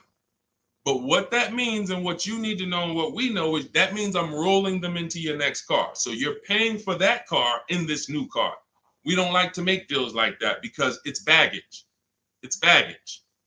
So what we want to do is we want to find out if we're pacing to go over our mileage, does it make more sense for me to get, thank you, Tim. That's actually a good statement. Ain't nothing free. That's a good statement that a lot of people don't understand. When they say, hey, I'm throwing in these floor mats for you. Hey, I'm throwing in key protection. That means there's so much money in the deal that we have to actually, it's something called padding the deal. The finance manager and the team, they're trying to just pack. We got so much profit in this deal. We need to figure out how to allocate some of this so it's justified So when you hear them say that, oh, he threw in all this, he threw in all of this for me, that means you got a horrible deal. Sorry to tell you, but I got to give you the bad news first so that you understand. All right, it's smoke and mirrors, but I'm not gonna make these mistakes again. You have a whole billion-dollar industry that is really hell-bent on keeping you shopping the same way you've been shopping, because it keeps them on the Fortune 500 list. It keeps them publicly trading at a good profit. But our people and the people who listen to us, those of you who locked in, you're gonna be the ones that everybody else buying up here, but we buying down here. So let's get back to this point. So you want to see if I'm pacing to go over my mileage, does it make more sense for me to replace the car now? In which case, my payments would be due. If I stop my lease 3 months early, and in Nairobi's case, she has 19 payments left. If she was to go and stop her lease now, those 19 payments get billed out immediately. So if she walks into a dealer and says, hey, get me out of this car, they're going to try to either see, can they buy it, or do we make the payments and roll them over? What happens most of the time, and it's usually a better situation, guys, is you would use that lease penalty calculator, you put in how many miles you're driving per month, and it's going to tell you, if you go all the way to the end, this is how much your mileage penalty would be. I had somebody who I work with use that calculator. He found out the mileage penalty would be a little over $2,000. But if he got out now, his payment and mileage penalty would be $5,000. See, first thing we want to do when we find out we're going over mileage is, let me try to get out of this car. Oh, you don't realize that that's a bigger penalty you're paying, breaking the lease early, versus go to mileage, and then you find yourself a below market deal. You get yourself a deal like this. Get yourself a deal like this, because I told you I'm gonna be showing a lot more people. We had so many people get cars over the last couple of days. We're gonna be showing these people. Look, this is Melissa. Melissa got a 2025 Honda Pilot EXL. She got a 15,000 mile a year lease. And oh man, I didn't even when I screenshot her, hold on.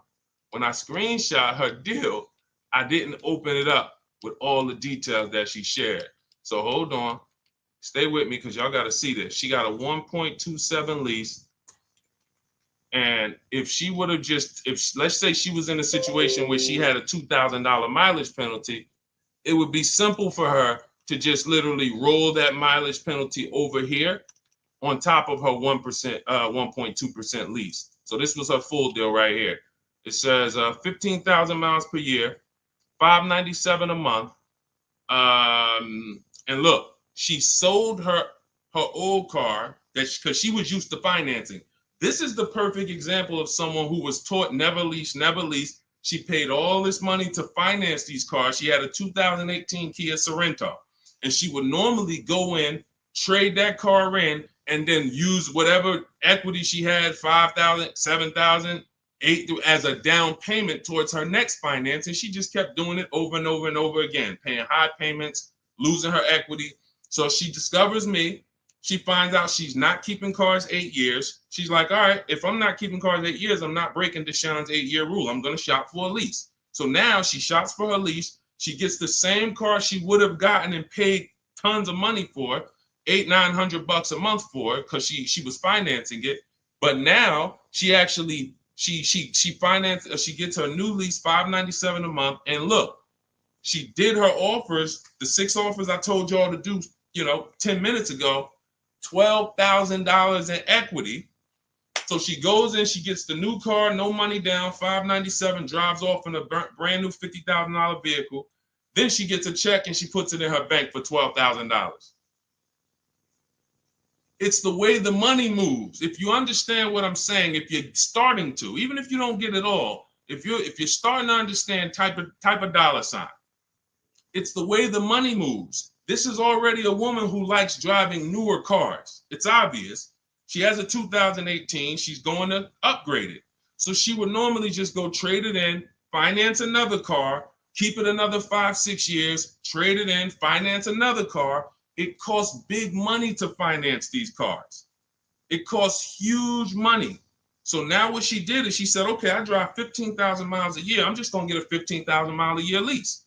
If she would have got a 12,000, payment would have been $25 less. If she needed 18,000 like Jen, look at Jen's deal. Jen needed 18,000. Where's Jen? Here she is. Look, she says $512 a month. She got a CRV hybrid, and some of these vehicles are very in demand.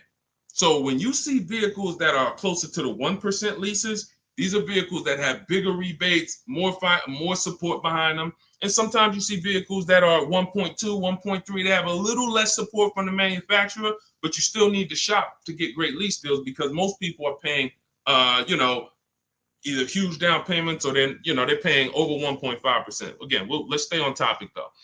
If you look at Jen, she said my payment was $512. I bumped it up because I wanted 18,000 miles a year to $563. Look, she shopped the payment. She shopped her deal from home the way we teach. She got 25 dealers to get involved online, never talked to them, got bids, used my email scripts, and she said, okay, my best deal for 12,000 miles is $512 a month. All right, now bump me up to 18,000. So she's getting, a lot of people would have just signed the 12,000 and then been talking about penalties that they're paying because they didn't get what they need. We teach something called choosing your mileage wisely. She paid $40-$50 a month and she can drive her 18,000 miles a year, take her trips, do her crossroads, go see her kids in college and not have to worry about anything for $40-something more a month.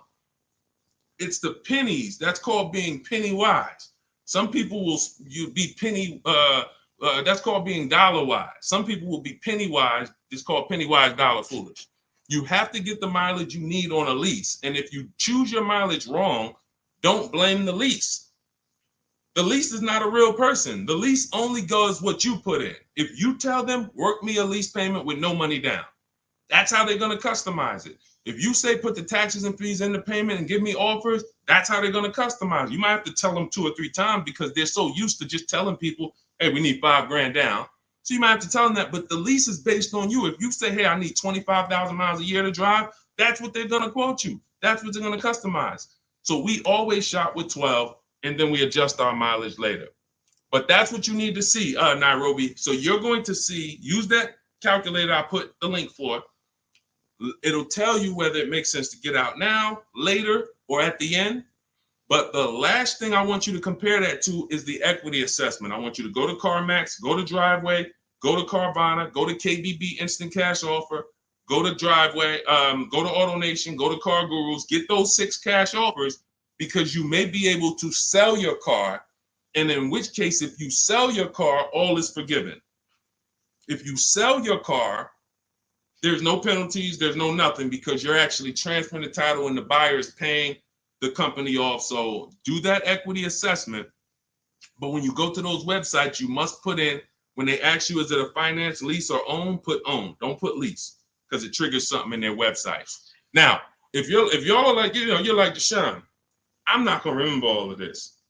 Get the blueprint. That everything I'm teaching you is out of my new digital book, Cars from Home, 7 Steps to Saving Time, Money, and Avoiding Dealerships. It's already 5-star rated. Shout out to the people on Goodreads who have reviewed it. We're at a 4.9 rating. We got 4.9 overall, 58 ratings, 40 written reviews. Shout out to everybody who's came and told their story about this book since we launched it a few months ago. And you can go and see what the public is saying about it. This ship has sailed. You can get your copy for 75% off for the next 30 minutes. If you visited the website in my TikTok bio and my Instagram bio, once that gets to 0, there's a countdown, 30 minutes. Once it gets to 0, the price of the book goes back up to $97. It's still worth every dime, but I'd rather you pay $24 instead of $97. So on Instagram, TikTok, your 75% off is in my TikTok bio, in my Instagram bio. Get it before the countdown expires and you'll have the blueprint. On Facebook and YouTube, we have a link in the comments for you pinned for you to get your copy for 75% off for 30 minutes only. Again, if you're like Deshone, this is good, but there's no way I'm going to remember all of this. You can watch the replays, get it however you want it. Our system is step-by-step, and it doesn't involve talking. Everything we do is online tools. Okay, go ahead, Dolan. Let me take a sip of water. Next question. And you can buy more miles on the lease. That's a good point. A lot of people don't know that though, Tim. They really don't. You know, they might have signed a bad lease or heard somebody sign a bad lease, and then, you know, usually what signing a bad lease is overpaying for it or not getting the mileage you need, or both. You get them. I've had people who know they're not going to drive 10,000 miles a year, but because it's $40 a month less, or because they don't know, just pay $40 more and get what you need. They'll just take the 10,000. It's a horrible decision, and it leads to a terrible lease experience. All right, this is Teneros. How much should I put down as a down payment? It's a great question.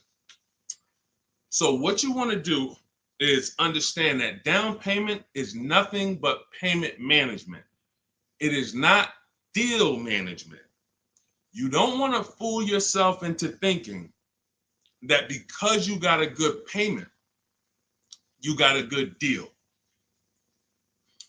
That's what down payments typically can do to a person who's not really good with math. You'll say, all right, I need to get my payment to 400. Now you're looking at a car you like, and you're like, I need to get my payment to 400. Now they tell you, okay, well, you end up putting $10,000 down and your payment's 400, and you think, okay, I got a deal. I'm at my payment.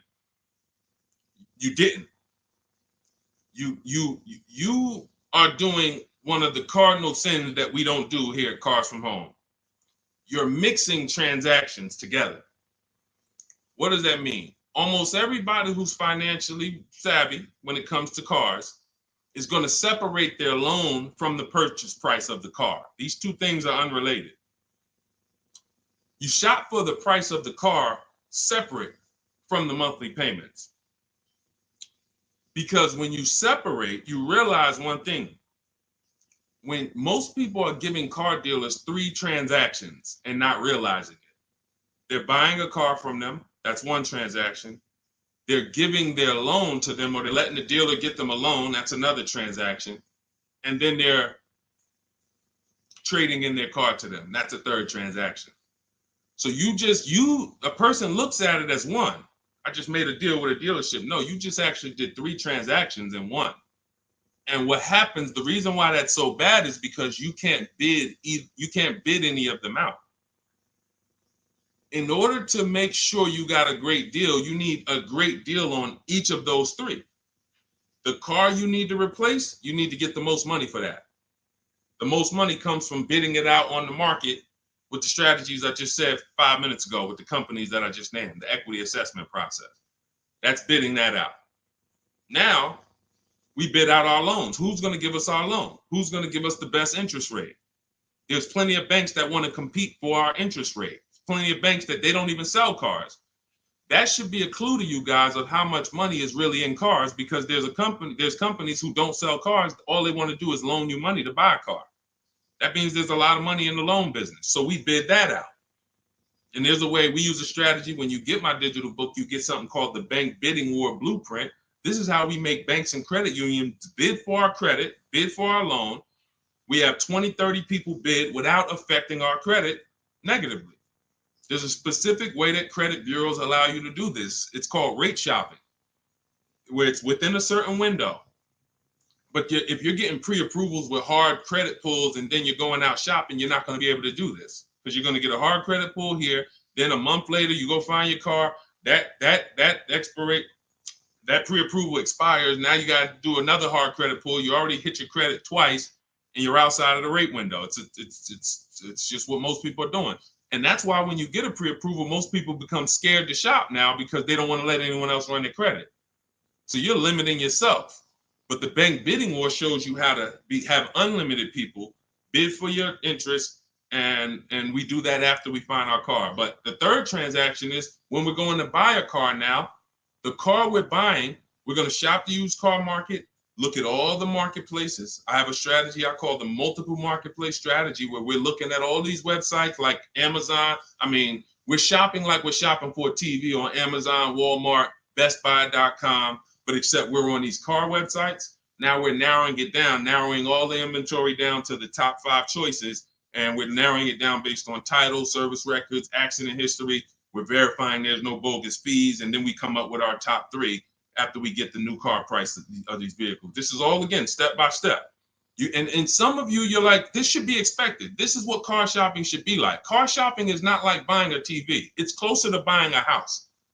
So although we do this in 2 hours, if you follow my strategy, you can get deals in 2 hours. Without these things, you're now winging the process. But first things first, when you determine, when you add to this question was about how much money should I be putting down? When we separate our transactions, now what we've done is we went out and we found the car we want at a below market price. Now we go to our lenders and we start the bidding process and we say, okay, who's going to give me the best interest rate? And whoever gets me the best interest rate, now I put it together with the car that I have on hold. And I say, okay, what's my car payment now? And they may say, okay, well, if you finance the whole thing, your car payment's, $580. Now you might say, okay, I think I want to be at like $499. How much do I need down? Well, about $3,000. Okay, perfect. That's between you and the lender.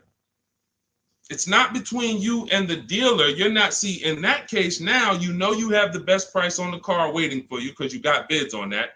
You got the best loan because you got bids on it. And now your down payment is actually going off the principal of the car, not it's going to pad the deal and the profit from the dealer. If you got that, type $sign. If you got that on TikTok, just start double tapping the screen, running the like sign. That is why it's important. We call that the 3 pillars of great car deals. You'll have to see these 3 pillars separately. Who I sell my car to, I'm bidding that out. Who I get my loan from, bidding that out. Who I buy my car from, bidding that out. And that allows you to sit at your computer and make all the money on your car deal and have these deals that, all of these people are making these deals at home. Look, this is India. She said she started using my strategies last year, but she shopped the market at the time. She was shopping for a Toyota Corolla, and she did not like the offers at the time. That's the benefit of starting these strategies way before you need a car. Look, we got people who get cars in 3-4 days, but when you have time, you can shop the market. She didn't like how the offers looked, and she waited. She said the best of all my offers were over 1.5% with no money, with no one budging on my counter offers. Fast forward 2024, I had to find a car in 2 weeks, so I got to work. In about 5 days, I walked out with a 2024 Hyundai Elantra Limited, $36,000 for 36 months, $12K, $365 a month, no money down. Boom, $365 a month, no money down. The MSRP was $28,725, making it a 1.27 deal. People would kill right now to be able to buy a car, drive a brand new, dependable car, fully warranted car, shop from home, never had to be stressed out in a dealership, begging for discounts. She's sitting at home and she drives off at $365 a month, brand new car, no money down. This is what it's about, people. It's about learning the strategy so that you keep the most money in your household. Okay? Everything I'm teaching you, everything India used is in my new digital book, Cars from Home, 7 Steps to Saving Time, Money, and Avoiding Dealerships. You can get your copy as part of our launch offer for 75% off in my TikTok bio or in my Instagram bio, but it's only for 30 minutes. After 30 minutes, the price goes back up to the $97 price, which is still great. If you missed it, and you're like, Deshone, I missed it, but I need these strategies. Listen, it's $70-something more. And the strategies you're going to use to save we can't even quantify it. We showed you earlier, somebody saved 25 grand off their price, almost 30 grand off her Mercedes. You've seen discounts of 6,000-7,000. You've seen ridiculous pay. It doesn't matter. The value you're going to get far outweighs the cost. And here's one thing. Financially wise people look at value. Financially foolish people look at cost. Let that sink in. Okay, those of you on YouTube and Facebook, I have a comment below for you. We have a comment pinned. You can hit the link below. You'll see the 75% off. Now, make sure when you get your book at the 75% off, if you get there before the 30 minutes is up, make sure as soon as you purchase, it says screenshot the thank you page. You'll see I put on that page, your book is below. You can click it to open it immediately, save it to your phone, save it to your computer, and I also email you a copy. But I want you to screenshot that page so you can have my support team's email. Every now and then we get people that typing so fast, you actually type your email in wrong. and then you didn't save the book right there on the thank you page. So now, how am I getting my book? You got the support team email. They're 7 days a week. Email, hey, I think I might have typed something wrong. I don't see my book. It's not in my spam folder.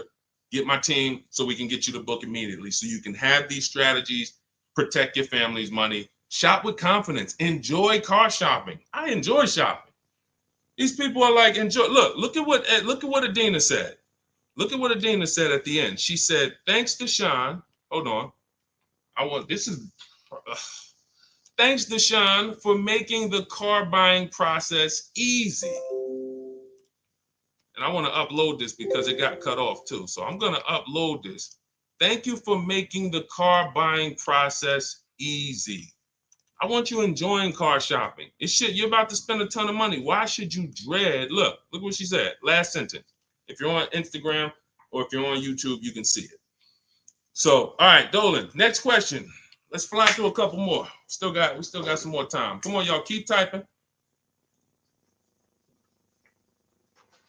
Lalia, yes, we send emails out all the time. In fact, everyone who had the book, I literally sent a new copy out to everybody on our list. It was like 9,000 people, maybe a month ago. So, like, go through your email, check your emails from me, because we do that every now and then. Like, we'll literally just update the book and blast the new copy out to everybody who bought one. So check your email, check your spam. You know, I've sent you that book. If you purchased it last year, you've gotten the new book probably at least 2 times, 3 times. We've updated it and sent it out to everybody. Okay, Kevy Kev, good to see you. What are the basic pros and cons of leasing? I know nothing about it, but my husband's considering it. Good question. Let's talk about the cons of leasing first, because I speak a lot about the benefits. The cons of leasing are you always have a payment. Now, some people who buy cars and they always trade them in as soon as they pay them off, or they trade them in before they paid off, they replace them before they paid off. Like, you know, we had the young lady earlier on the stream. She said, I still owe $18,000. I'm about to go and buy another vehicle. So she's always used to a payment anyway. So that's a con. You're always going to have a payment. Another con is you can't beat the car up and not realize the losses. Now, let me be clear on this. People think when they own a car, they can do anything they want to it and not realize the losses. But I want to be clear. If you follow me, let's say a person buys a car, you own it, you put a lift on it, a big exhaust system, one of the big, the joint is loud. You customize that car. Did you raise the value or lower the value of the car? Type it in. Did you raise the value or lower the car? If a person does all of that stuff, customizes the car, did they raise the value or lower it? Thank you, Cam Newton. Lowered it. So let's say a person was going to sell a car, and somebody looked at it and said, hey, how much is you going to pay? You know, they're going to pay $20,000 to buy your car. Now, you're like, okay, perfect. Now you go and you do all of this stuff to it, put the engine, put the exhaust on it, boom. You come back 2 days later, and you're like, hey, yeah, I want to sell you the car for $20,000. Now, they hear that new exhaust. They hear all that stuff you put on. They're like, nah, I can't give you $20,000 for that. And that thing probably worth $16,000 now. I don't know. What'd you do to it? So I'm trying to get you to see what I call the unseen expense. This is depreciation. Everything we talk about when we talk about leasing versus buying, we're taking into account how we're going to avoid major depreciation. But people who purchase don't often think that they don't actually understand that whatever they do to that car, if they drive 40,000 miles on it, they just lost money. If my car was worth 20 today and then I drive 30,000 miles this year, that car is going to be worth 10. I'm destroying the value. So you pay for it either way. So when I say that one of the cons of leasing is that you can't do anything you want to the car, well, you can't without paying for it, but you also can't when you own it without paying for it. But if you do that, you have to restore it to its original condition. Now, another con of leasing is you have to be able to estimate around about how much you're going to drive. So people who are like doing Uber or something, you don't know how much you're going to drive. There's a reason I don't tell business people who do those types of businesses to lease, even though they're not keeping their cars a long time. there's a better structure for you guys. Leasing is not it, because you don't know how much you're going to drive. If you have a good year, you might do 40,000 miles. If you have a bad year or a rough year, you might do 20 or 18,000 miles. So you can't predict it. So with leasing, you have to have an enjoyable leasing experience. You have to have some type of an idea when you're going to, how much you're going to drive. Now, one of the biggest cons to leasing is you can overpay by a lot because it's not transparent. It's not transparent. Could everybody who shares, there are a couple people on here, you always share the broadcast. I appreciate you. We need you. Can you hit the share button, hit that arrow, hit that paper plane, and tag one friend in, just in case they might be going to the dealership tomorrow. We need to make sure that they have what they need to win. So shout out to the sharers. We can't do this without you. Now, when you consider that you can overpay, see, when you get a purchase deal, everything goes on that receipt, the buyer's order. You can plug that into a calculator and you can match those numbers up.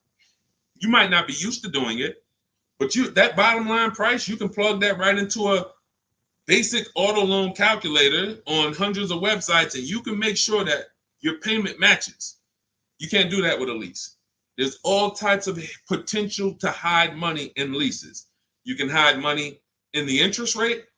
You can hide in the money factor, because you can't use your own financing with a lease. You have to use whatever bank or leasing company the dealership who's running the promotion is using. So that gives us potential to be overcharged for our money factor or our interest rate. There could be rebates on that vehicle, $2,000, $5,000 rebates. Look, when Sean was shopping for his F-150, some of you have seen it. It was a $15,000 rebate, $15,500. He wouldn't have known about that if a dealer's not going to come in and tell him, hey, it's $15,500 rebate on this. No, some dealers might say nothing. They won't even mention it. They'll just try to negotiate. Hey, how much could you, they hoping you say something like this. Can you get me the invoice price? Can you get me to the invoice price? If I could get you the invoice price, can we make a deal today? Yeah, I always heard that, invoice price is a fair deal. Okay, no problem. Let me go get it. So they're not going to tell you anything about, hey, we got $15,000. He didn't ask about the rebates. He didn't ask nothing about rebate. He don't know anything about the rebates. Let's go take off $5,000, get him the invoice price. We're going to make $20,000 profit on this deal. So this is how it works. This is how it works. So with a lease, you could have the same types of incentives. And the thing about leasing is when you go from a finance to a lease, your payment is naturally going to be lower. Even if you get a bad deal, your payment's going to be lower.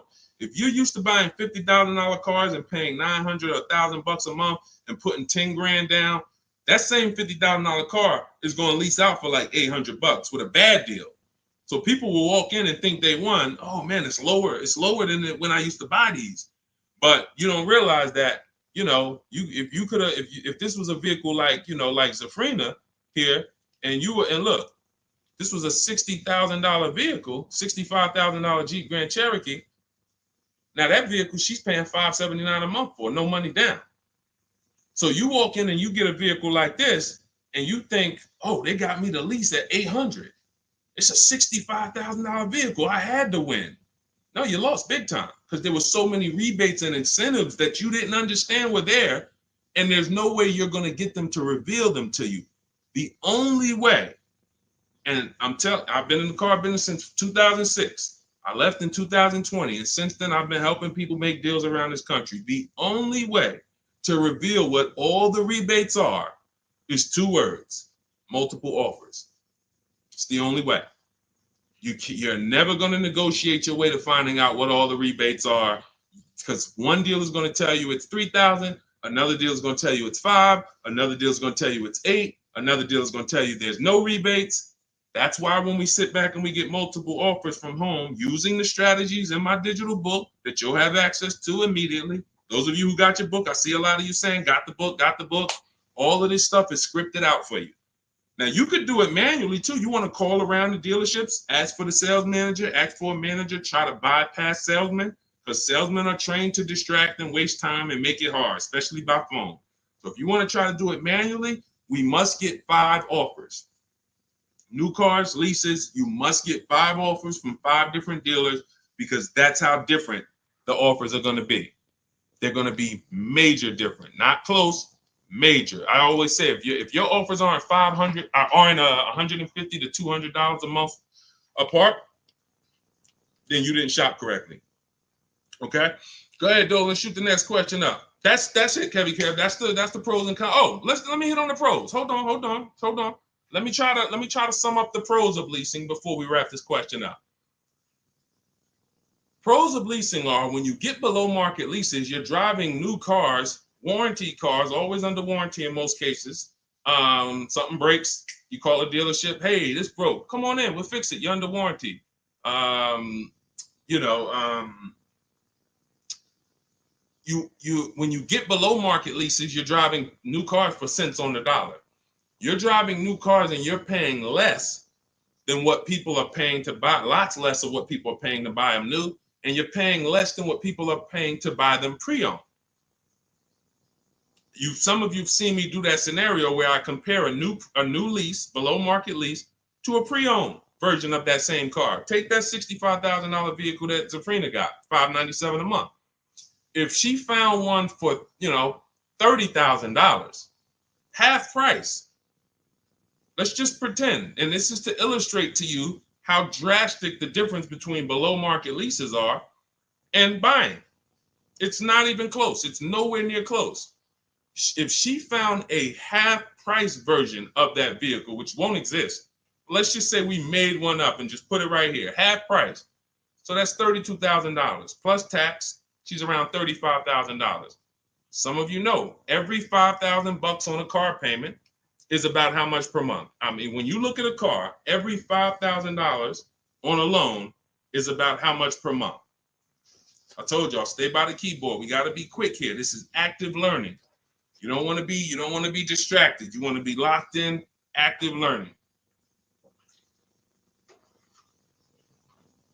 Every $5,000 on a loan is about how much per month.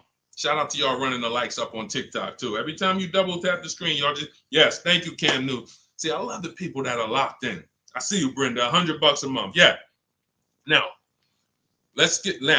so we got $100 for every 5,000. So that means when you look at a $10,000 car, first thing in your mind should be that's $200 a month, 5-year loan. When you look at a $20,000 car, first thing in your mind, that's $400 a month, 5-year loan. When you look at a used car version, let's say she gets it for half off, $32,000 plus tax, she's around $35,000. What's that payment? $700 a month, 5-year loan. So when I tell you that when we're driving below market leases, we're paying less than what people are paying for pre-owned versions. I just took really on a $65,000 car, a decent pre-owned version will probably be 30% off, maybe 40% off. Then you're going higher. If you don't know how to get good deals, you're going to take one with high mileage. It's going to be old. So it's more realistic to find a $65,000 car, 3 or 4 years old for, let's say 35, let's say 40, really closer to 40 if it's 65 new. So now you're talking about $800 a month. So a person like Zafrina, she's driving, she knows how to get below market leases. She's driving a brand new $65,000 fully warranted version, not tying up her money in that vehicle. She's paying $597 a month, which is hundreds a month less than what a used car person is paying, and like $500-$600 it's less than what a new car person is paying. So it's no comparison. So when I tell you the only people who should be purchasing, you're like, Deshone, why do people purchase then? If getting great lease deals is so cheap, why do people purchase? Well, one, everyone doesn't know how to get below market leases. So they'll look at commercials and they'll think, oh, well, this says I got to give them $5,000 down plus tax and all that. That's not deals. That's above market value or market value. We don't pay those prices. And second is, people who buy long-term don't care about those short-term benefits. I want to ask a question. Who on here has a vehicle in their driveway right now that you've had for at least 8 years? I want you to type how many years you've had it. Let me know how many. I see you, Sharon. Congratulations. Use it and win. Let everyone who has a car outside in your driveway that you've had more than 8 years, I want you to type how many years old it is. 8, 10, 15. Okay, Harold, he has one for 9 years outside. Sugar Lump, 19 years. Mr. Living Right, 8 years. Perfect. Dwayne Perkins, I see you, 22 years.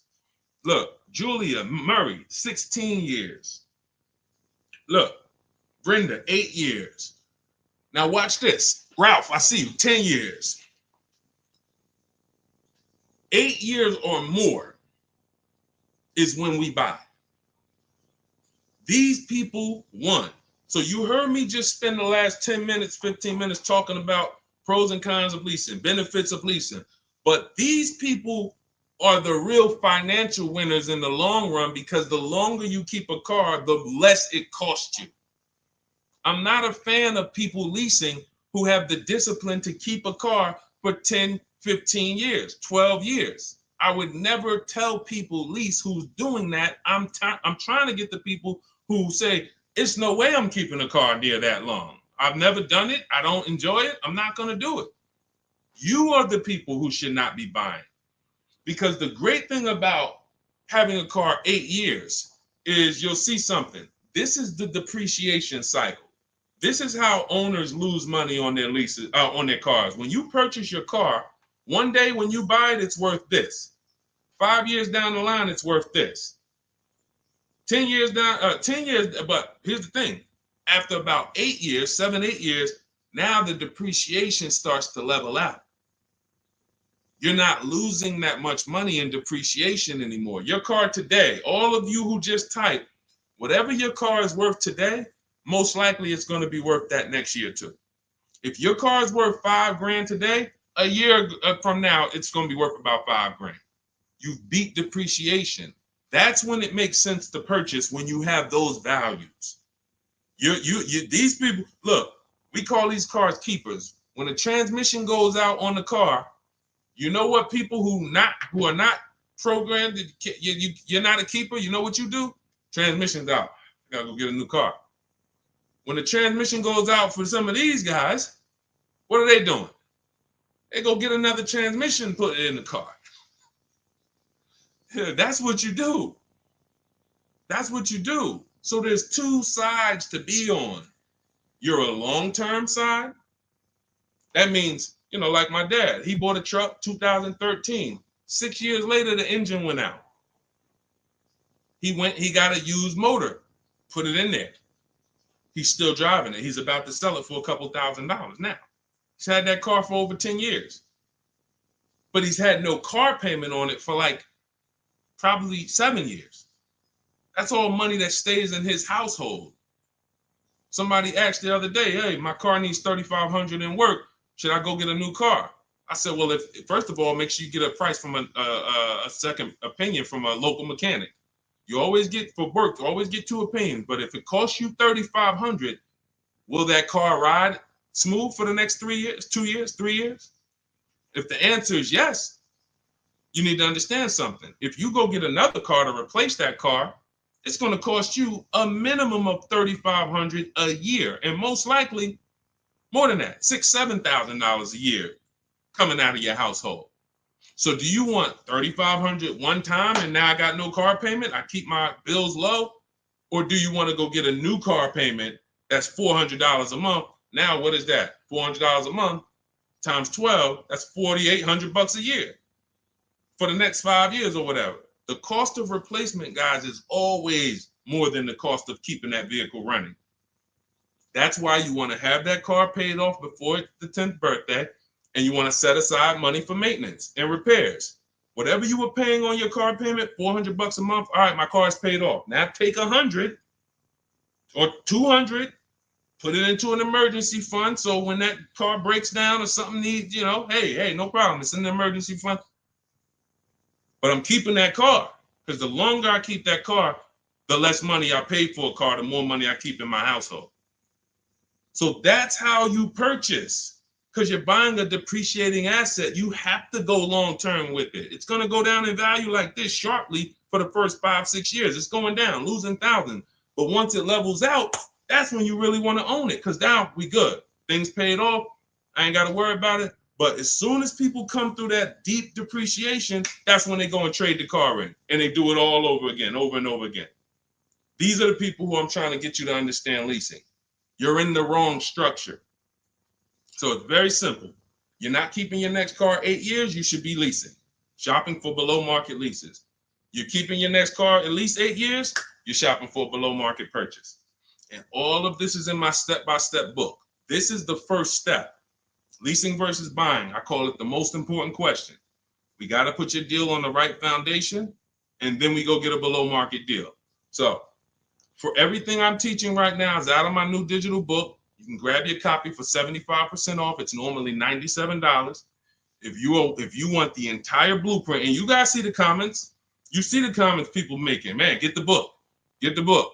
You see it. So you can go to, thank God we have approaching 10,000 people who have the book. Thank God. We are getting this in a lot of people's hands. People love the welcome offer. And the same people who are using it would look back and say, Deshone, I would have paid the $97 knowing what I know now and what I'm seeing in this book. But to get it at 75% off, $25, even more value. But it's only for 30 minutes. In my TikTok bio, in my Instagram bio, click that link that says 75% off. In my YouTube comments or Facebook comments, we have a comment pinned for you for your 75% off. But once that timer hits zero, guys, it does go back up to $97, which is the normal price. And it's worth every dime at $97. Okay, so get your copy. Make sure you screenshot the thank you page as soon as you purchase, and make sure you take a record of our support team's email, because sometimes you go and you type it in, you're like, I'm finally going to be able to enjoy car shopping. Man, I'm about to make the best car deal of my life. And you're so excited, you type your email in correctly, and now it's wrong. And so we can't email you the book. Now, once you get the book, you're going to see, as soon as you pay for it, I say, open your book below. So there's a link right there on that page to actually open the book, and you can save it to your actual, you can save it to your phone. But I email you a copy too. And sometimes if your email's wrong, you're not going to get that email. So make sure you screenshot that page. It has my support team's email, or look at it right here. Look at it on the screen. Get the support team just in case. But that's not for questions. Do not email me any car buying questions to that. That's only for making sure your book gets to you. Okay? So I want you empowered. I want you making the best deals you've ever made. I'm just going to show a bunch of more people before we rock out. I didn't get a chance to get to everybody's deals that has sent me a deal in the last couple of days. I didn't get a chance. Ansley got his second vehicle. He said 2 down, 1 more to go for the year. He got this BMW truck. We showed Melissa. We didn't show American Senior Benefits. You guys can read this if you're on Instagram, on YouTube. You can pause that. But we'll go more detail on the second stream. Keep sending me your deals, because I told y'all I was going to bring them onto the show. And after you make your deals, email me. I want you guys proud of the deals you're making. I want you excited, not just about the car. Everybody gets excited about posting their cars. Everybody. You'll see that all through any social media platform. People get a new car, they want to take pictures of it, but they'll never show you the numbers. And you may have been this way, because secretly they're ashamed. The last thing they want is somebody who understands the numbers to look at that deal and be like, hey, did you see this? What's the $4,000 here? Did you see? How many offers did you get on this vehicle before you paid this price? Oh, no, I just thought they don't want that. I don't want you living like that. If you've done that before, I don't want you like that. I want you like all of these other people you're seeing posting your car deals, like Melissa, like American Soldiers Benefits, like